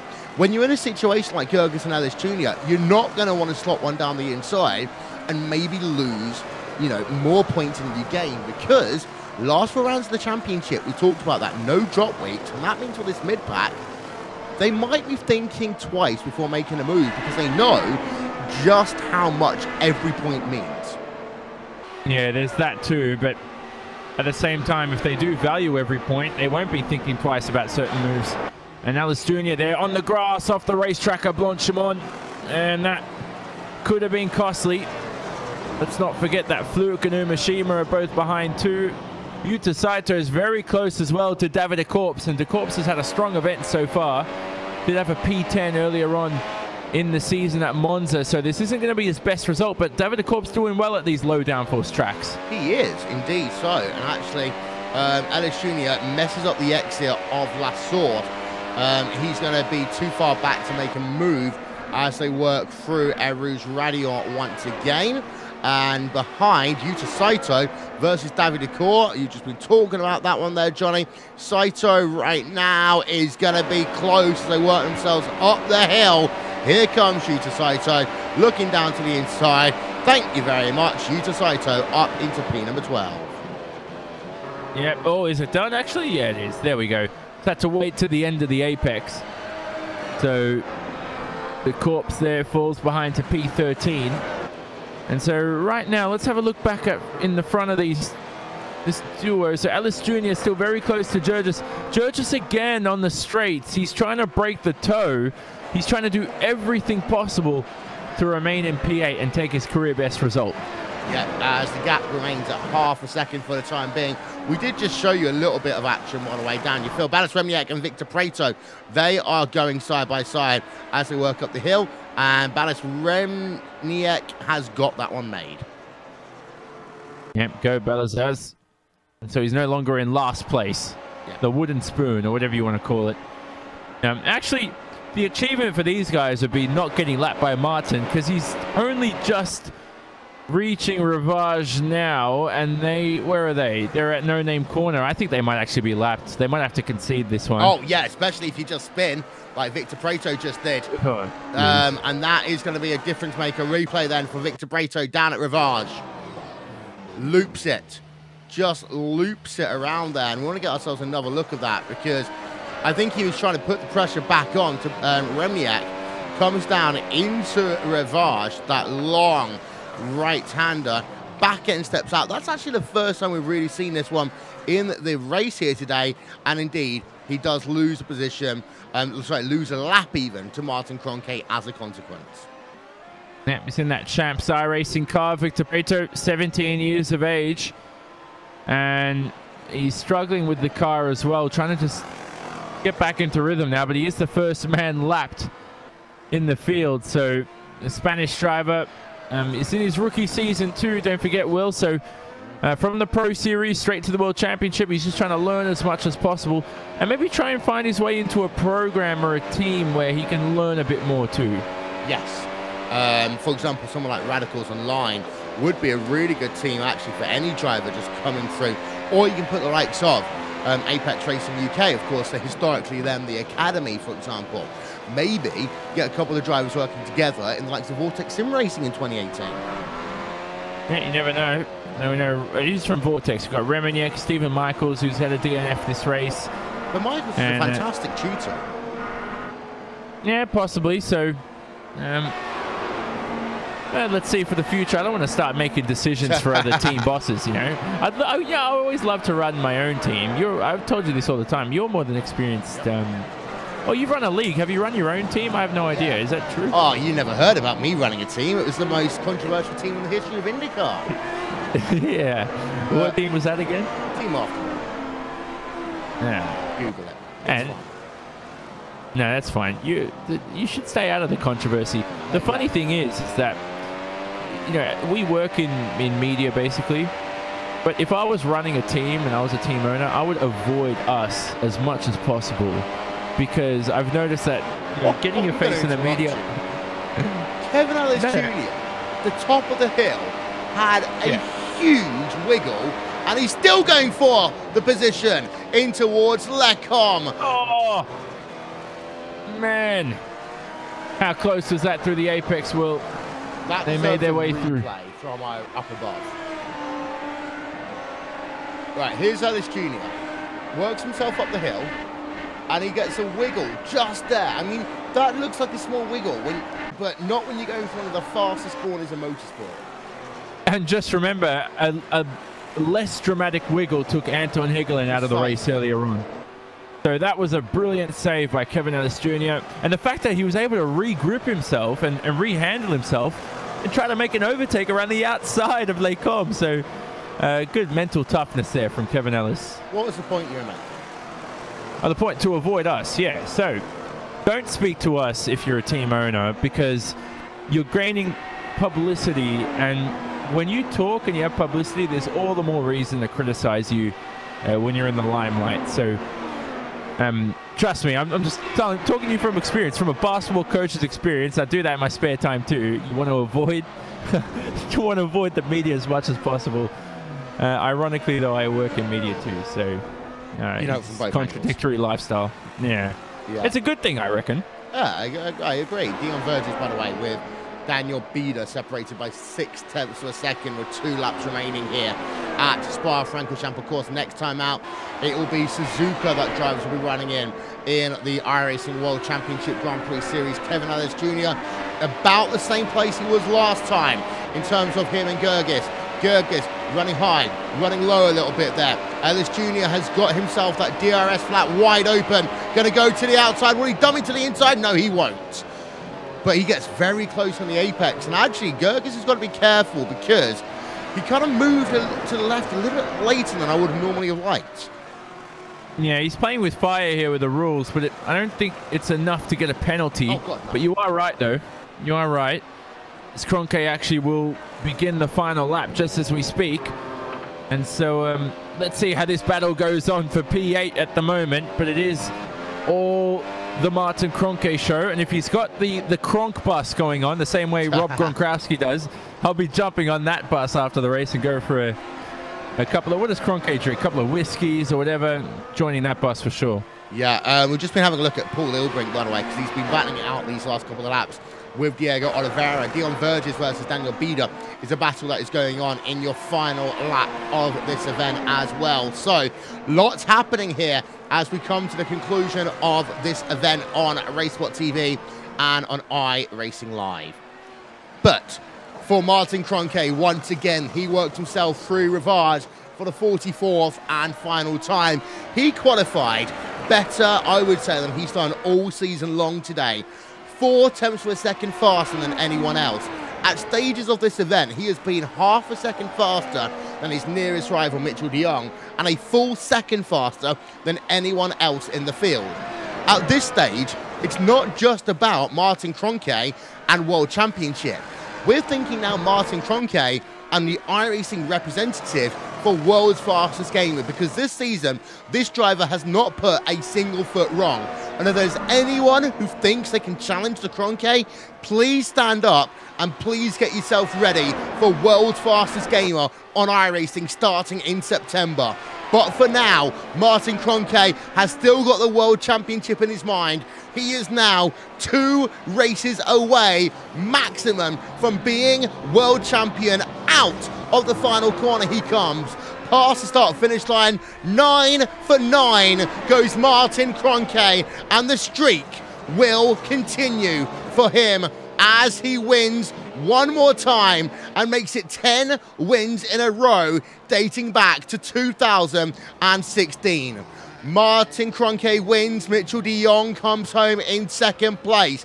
We'll give you a very quick update then on the Gerges situation. You can see that Gerges has actually lost the position now to Kevin Ellis Jr. at the end of this motor race. We'll get an update on that one in a moment's time for Johnny. Also, let's have a look at Paul Ilbrink. Is he still behind the driver of Diego Oliveira? The answer to that one is no. So lots of action then going on the final lap here at Spa. But the big story is that Kroenke, 10 wins in a row in the iRacing World Championship Series. Johnny, what else has happened on this final lap? Gerges black flagged on the final lap of the event. That's incredible. So, wow, by the stewards as well. And they had that battle with Kevin Ellis Jr. going into Les Combes. And I'm not sure why the black flag was waved, either the weaving or some incident limits. But, yeah, it looked like one of the drivers might have gone off there of Jamie Fluke. But I just am unsure why. I would love to hear the dilemma there. Yeah, there was a lot of very close racing between the two of them. And actually, we did see that Kevin Ellis Jr. got past cleanly. Then we had Jamie Fluke there right in the mix. Fluke then goes off on that final lap, which allows Kazuki Umeshima to work himself around the outside into no-name corner. You also, of course, had yourself another Radicals driver involved in battles on that final lap. That was Paul Ilbrink versus the driver of Diego Oliveira. Let's get yourself a replay of that one as well as we go on board with the driver of Paul Ilbrink up the hill. And you can see at that point, he's still about 4 car lengths back, but it's use the ERS, use the DRS, use everything down to the inside. Paul Ilbrink moved himself up there into 12th place in the final lap. Yep, so amazing final lap there.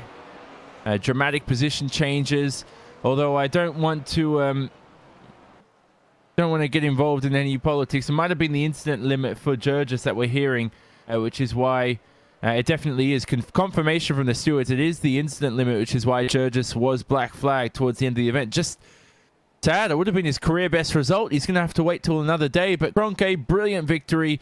Coanda 1-2, 3 cars in the top 4. The day spoiled, obviously, by Frake Schotters, who split them. And good stuff from Marcus Jensen, too, in P5. Yep, let's run you through then your final results. Here from Spa. 9 wins from 9 races in 2017 for Martin Kroenke. 10 wins in a row in the iRacing World Championship Grand Prix Series. Now just 3 shy of Gregor Hutu's all-time record set in 2010. Mitchell de Jong in second place. Coanda 1-2. Team Redline, highest place finisher is Frank Shawhorse in third. Marty Piatella in fourth place for Coanda. Marcus Jensen in fifth for Apex Racing UK. So still 3 teams inside your top 5. A bad day in the office, one would argue, for Bono House. He'd been on the wars pretty much all day. Isaac Price in 7th place for Core Sim Racing. Kevin Ellis Jr. in 8th. Kazuki Umeshima in 9th. And then Jamie Fluke rounds out your top 10. Cycle on back. You've got David Core in 11th, Paul Ilbrink 12th, Diego Oliveira in 13th, Yuta Saito 14th, and Jorge Montana is rounding out your top 15. Note Gergis then.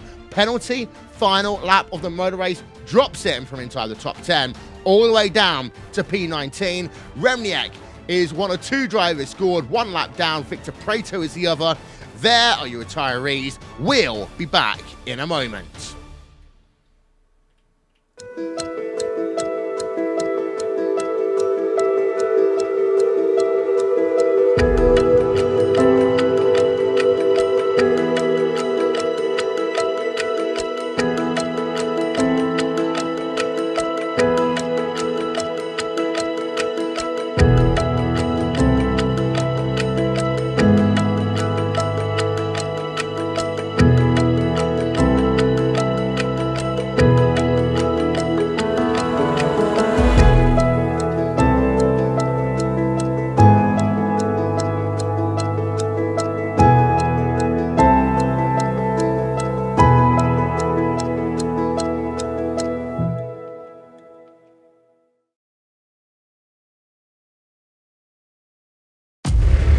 iRacing, you wanted the best, you got them for abreast. Often imitated, never duplicated. The greatest show on dirt, the World of Outlaws.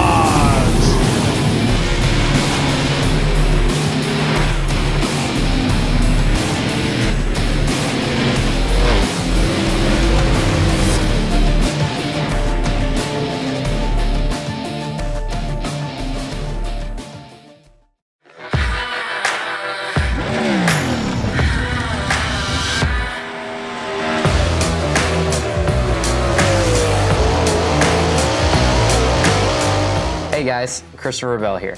As you guys know, iRacing is coming out with dirt and it's been a long time coming. So I'm here today to kind of show you around the sprint cars and hopefully give you some insight for whenever you first drive it.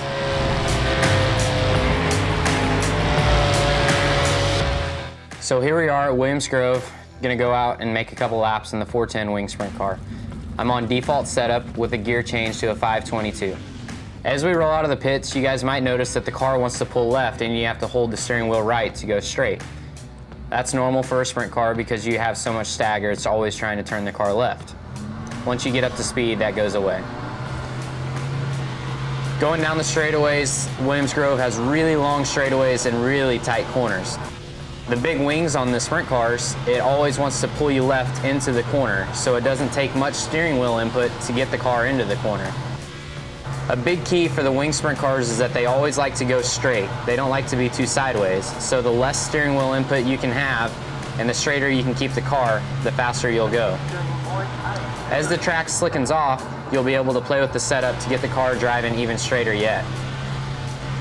And that's a couple laps around Williams Grove. So here we are at Eldora Speedway. I'm on baseline setup with a gear change to a 511. As we roll out at Eldora Speedway, one thing that you'll notice is that the corners are really sweeping and it's almost a circular shape. The big thing about Eldora is just keeping that steering wheel straight. The straighter you keep the wheel and the less steering input that you give the car, the faster you'll go. The fast line around Eldora will be right around the inside wall in the corners and then with a big arc towards the outside walls down the straightaways. Then once the track slicks off, you'll be able to follow the groove up towards the outside wall, where the famous Eldora High Line comes into play.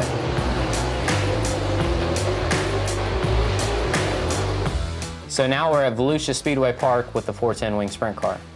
I'm on baseline setup with a 511 gear, the same as what we ran at Eldora. Whenever you roll out on the racetrack, you'll notice that Volusia is similar to Eldora. They have long sweeping corners, and it's kind of circular in shape. At Volusia, whenever the track is fast, you'll want to be right down against the concrete wall in the corners with a nice big arc down the straightaway. Whenever the track starts to slicken up, you'll be able to follow the groove up higher and higher. Whenever you get into turns 3 and 4 though, the groove might get up onto the shelf, which is the flatter section of the racetrack.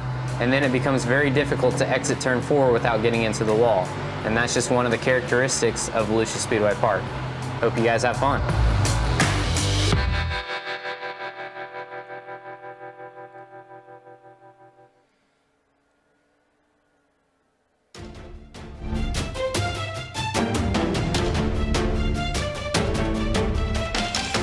Welcome, ladies and gentlemen, to the RaceSpot TV post-race show from round number 9, the iRacing World Championship Grand Prix Series, where once again, Martin Cronkey wins in 2017, making it 10 wins in a row in the World Championship Series. Let's quickly then show you the start of what is a pretty chaotic race here, Johnny.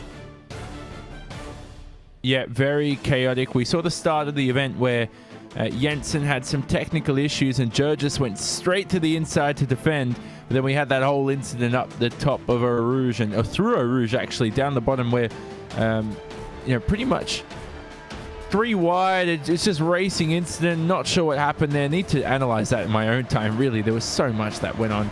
Yeah, we had a slow start from Daniel Arndt-Wensing. That caused a bit of a bottleneck down into turn number 1 anyway. It was all fine at the front of your field. You saw 2 wide for a moment then between the drivers of Mitchell de Jong and Frank Shawhorse, but it's down in the mid-pack. Think of that, trying to go 3 wide there. That's one thing that's got very scary. And then you've got 2 drivers, 3 drivers, 4 drivers off down at Eau Rouge, 5 drivers involved in the end. And well, I'd call that a little bit messy, but of course we see it so often, of course, on iRacing and in the World Championship Series. When you have a race at Spa, you've always got to prepare for what we call the big one. But we have got Martin Cronkey here now as he celebrates his 9th victory in this season's iRacing World Championship Grand Prix Series. It is his 10th victory in a row. Well, Martin, we're into you can no longer be in a situation where you have the opportunity to have drop weeks, but you're still winning. Yeah, fortunately so. Talk us through the event. I mean, qualifying, 4 tenths of a second faster than anyone else. I mean, best qualifying like we've done all year? Probably on par with the Imola one. That was quite good. There's still, I don't know, another 1.5 tenths or so in it, but given that it's a fairly long lap and a lap that is sort of really difficult to nail, I guess I can be happy with it. Then onto the race itself. You got a clean getaway, of course. One of the things that we were worried about was whether or not there'd be a kind of slow getaway by yourself and de Jong like you had at Indianapolis, but that didn't prove to be the case. And then from there on, you only didn't lead, I think, 1 lap here today. 2. Mitchell has 2 lead laps. Oh, sorry. But apart from that, I mean, yeah, you pretty much led all but 2 laps here today. And it seemed to be another faultless drive. Yeah, I mean, there were a couple of mistakes here and there, but overall, I guess, yeah, there wasn't anything major going wrong. And at the end of the day, that is to be expected, really. It was a race where, fortunately, I was in a situation where I didn't need to push all race long. So, yeah, you can log laps, make sure you don't do anything stupid, and then, yeah, bring it home. Your fastest lap was on lap number 23 of this event. Fastest lap of the race, respectfully, actually. But how hard are you pushing it now at the end of these events? Because there was one time when you were half a second faster than de Jong and 1 second faster than anyone else in the field. Are you paying attention to any of that? No. I don't have any way to pay attention to it, apart from the F3 box, maybe. I don't know how fast the others are. To be fair, as long as no one is behind me immediately, I also don't really care. Well, we've got ourselves 3 rounds of the championship remaining. Next one is Suzuka. I'm going to call it 2 rounds potentially before the championship is yours. But Suzuka and Coanda have had bits of ups and downs over the years, haven't they? Yeah, kind of. Although I think in the last 3 years it has been relatively successful. I think Mitchell won it in 2015, I won it in 2014, and last year I think, yeah, I won it as well. So seems to be not too terrible for us as of late. So unless your name's Hugo Louise. No comments. But no comment there. But yeah, Suzuka coming up, of course, in a few weeks' time. Before we let you go, who gets it done for you over at Coanda? Well, first of all, I want to thank you, say thank you to the spotters that have made the course today for the pit wall, and of course also a huge shout out to our sponsors. First of all, to Virtual Racing School, of course, but also to Hoising Engineering, and One Design, JRT, and yeah, to you guys also. Thank you for delivering a good broadcast. Well, thank you very much, Martin Kroenke. 10 wins in a row, Johnny. That's our next conversation. I mean, there's really 3 conversations about Kroenke right now. You know, World Championship Grand Prix Series, world's fastest gamer, and then can he beat 13 wins in a row? Yeah, that's going to be tough. But if he wins every round this season, he'll match it at least. Yep. And we have to wait to round 1 of next year. So let's take it round by round and see what happens at Suzuka, Nürburgring, and Circuit of the Americas. I know that Mitchell, who we'll be speaking to next, is very quick around Circuit of the Americas, and so that's a circuit where I think where Marta will have to earn his money there, or earn his another $50 million, whatever he earns right now, because he's already going to be world champion this year for sure. Well, in fact, you are stood by right now with Mitchell de Jong. I am. Well done, Mitchell. P2 again. Not where you want to be. I mean, another second place to your name. It's the 4th time this season, but it's a satisfying result nevertheless. Under 10 seconds compared to your teammate. How does it feel to be in P2? Is it depressing or is it a good feeling?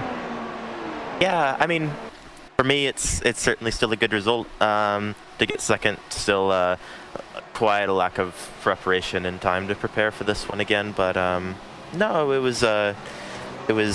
I have to be happy with the finish. I wasn't too particularly happy with my driving this race. I put myself in a pretty bad situation with the incident limit early on in the race, and kind of after the pit stop, or even before that, I had to really take care of it. And like especially towards the end, I had like 1 incident left before I got a drive through, so I had to just back it off like 0.6 per lap or so. So I still wasn't too particularly happy with my driving, but no, nevertheless, I can't be upset with second. Is that part of the reason why you finished 9.5 seconds behind? Because you've had other results this year where, for example, last round at Indianapolis, 6 seconds behind. Monza, you finished within about 7 or 8 tenths of Martin for the win. Did that come into play, as you mentioned? Because Spa's not a track where you don't want to lose any confidence. It really is a driver's track that you want to push the limit almost each corner. Yeah, for sure. I was feeling pretty okay in the beginning of the first stint, and then around halfway I started having some issues with braking and kind of missing my braking, having some micro lockups and things like that here and there, and especially in this car, it's having things like that just makes a huge difference. So yeah, it just was kind of a sloppy race for me, I would say. I think I like to imagine that the gap should have been a good amount smaller, but Martin was definitely way faster than me, so yeah, still he would have probably beat me by quite a bit still, but yeah. No, so what makes Coanda so strong here? Because all 3 of you have shown up for interviews, those who finished in the top 4 anyway, and last year was the same. Coanda's very strong here. Is it the low downforce tracks where you think your team has an advantage, or is it just Spa where everyone's a connoisseur around here? To be honest, I'm not too sure. I think a lot of teams were running quite similar packages to us this race, but yeah, this was the race last year that I think the guys put in the most work, and it's just one of those tracks that... No, I don't think so. At least not that we know of, but no, I think it's just a solid track for the team. No, cool. Well, we know Mac Backham wasn't here, which, you know, we're not sure where he would have ended up in the end, but what's he doing behind the scenes? Because Suzuka's the next round. Is he helping in terms of preparation for that, or is he just taking a bit of time off? I think for this race, he did a little bit of running, but, you know, understandably, I don't think he put in like full preparation for this race. So I know before the race started today, he mentioned that anyone want to do some laps right after the race Suzuka, so I think yeah, he'll be well prepared for the next one. So join him for that. You should. You never know. Final thing though, only because we have more time, because no one ever shows up to these post-race interviews, unfortunately, except for Coanda drivers, which we appreciate from you guys. Give your shout outs to anybody, your teammates, sponsors, or anybody you want to, so feel free. Yep, thanks to all my teammates for giving me a great car with me not being able to really help with the preparation again. And thanks Mac for spotting and getting in the right strategy, and all our sponsors, Virtual Racing School, Hosingveld, N1 Design, SimQuip, Race Spot, and Joe Rule Timing. There you go, Will Mitchell de Jong, who came home in second again for the 4th time this season, but a strong result nevertheless. So let's see what he can do. Especially looking forward to that final round at Kota. I think that's a track Mitchell's always been strong at, but maybe Suzuka and Nürburgring will be even better. Yeah, indeed. So Mitchell de Jong coming home 2nd place here today. Marty Piatella missed out on the podium, but comes home 4th place here today. Marty, not a bad result. We saw you trying to close in on Freight Shawhorse at parts of the race, but talk us through it, because you ended up 8.5 seconds behind him at the end. Yeah, on the first end it kind of felt that I was able to at least match his pace and maybe be a bit quicker towards the end. I started complaining about the tires a few laps before my pit, and the guys reacted on it, and I think it was the best possible strategy for us today to pit a bit early. I tried to push on my outlap to get the undercut, but yeah, there were still 2.5 seconds to go, and I just couldn't get my car or tires to work in the second stint. And the last 5 laps or so, I was just like hanging on to the car and trying to keep it on the black stuff. You were being caught a little bit by Marcus Jensen at the end. I mean, how tough was it out there? And is that due to the way the track was evolving, or driving style, or was it just literally, it just happened? Basically, it just happened. I mean, of course, we'll need to check, or I'll need to check what was going on and why I wasn't able to get more out of the car on my second stint. But yeah, like I said, the last 5 laps or so, I was just trying to drive as fast so I wouldn't lose focus, while basically stopping in every apex and doing a 3-point turn in order not to spin. And of course, the next 3 rounds, in terms of the championship, if you continue this, it will help you in terms of the championship a little bit, moving you up in the standings overall. But Suzuka, as I said before, unless your name's Hugo Luis, it's been a pretty good track for you guys over the last couple of years. But is it one that you're looking forward to? Oh, absolutely. I really enjoy that track. I don't know if I'm actually been able to do that many good results there, but it's a blast to drive. Like Spa and Kota for me. I mean, those are the 3 most favorite tracks for me. Spa, usually I get some decent results like I did today, but yeah, it's gonna be a difficult last part of the season. I mean, P3 in the championship is fairly close. Yeah, you're 30 points behind Bonner House. Is there a chance you can make it Coanda 1-2 in terms of the championship this year, especially considering how House struggled here today? I mean, anything can happen. That's still like 30 or so points. He's ahead. So, but you never know. 1 DNF from him, and things will be different. But then again, 1 DNF from me, and I won't get my license next year or something like that. Well, before we let you go, Marty, who do you want to give a shout out to? Everyone. No, seriously. Of course, my teammates. I wasn't really able to put in the effort for this race because I was just. I think I explained to you my plans a couple of rounds ago about being on the lakeside and stuff. But yeah, that's what I've been doing. So Martin and Mac and Mitch had to basically prepare the car for me, and I was just arrive and drive driver today. Of course, our sponsors, Virtual Racing School, Hosingveld, SimQuip, Antwerp Designs, and what did I miss? Joel Real Timing, I guess. Well, thank you. And you guys, of course. Thank you, Marty. Thank you. Marty Piatella coming home 3rd place here today. Well, that really sets the scene for the last 3 rounds of this championship, Johnny, because there are going to be 3 very entertaining rounds in terms of this championship. And for those of you wondering what those rounds are, never fear, we're going to tell you right now. Suzuka, of course, that is going to be on the 2nd of September. Then we got ourselves Nürburgring on the 23rd of September. We round things off on the 7th of October at Circuit of the Americas. All 3 of those can be a showstopper here, Johnny. Yep, definitely. So 2 weeks away is Suzuka, 53 laps, the wonderful figure of 8 that is designed by a Dutchman, apparently, right? And it's a Japanese racetrack. I always hear that fact every single year, so I'm sure someone, one of us two, is probably going to repeat that again. It's a good track though. One of those. It's a very big driver's track. A circuit I never figured out as a driver, because what would happen is most races, let's say I was in a series and I was, for example, 4th or 5th consistently each race. I'd sometimes show up to Suzuka and I'd be P11, 12 in qualifying, and I'd wonder why. And I think obviously that's due to a bit of lack of skill, maybe a lack of confidence around the circuit, but you really are going to see certain drivers thrive there. And we've always had really thrilling qualifying sessions there. Do you remember the Radicals front row? Yeah, the Radicals front row lockout last year. Incredible. So let's see what happens this year at Suzuka. Yep, qualifying would definitely be one to watch, as we say.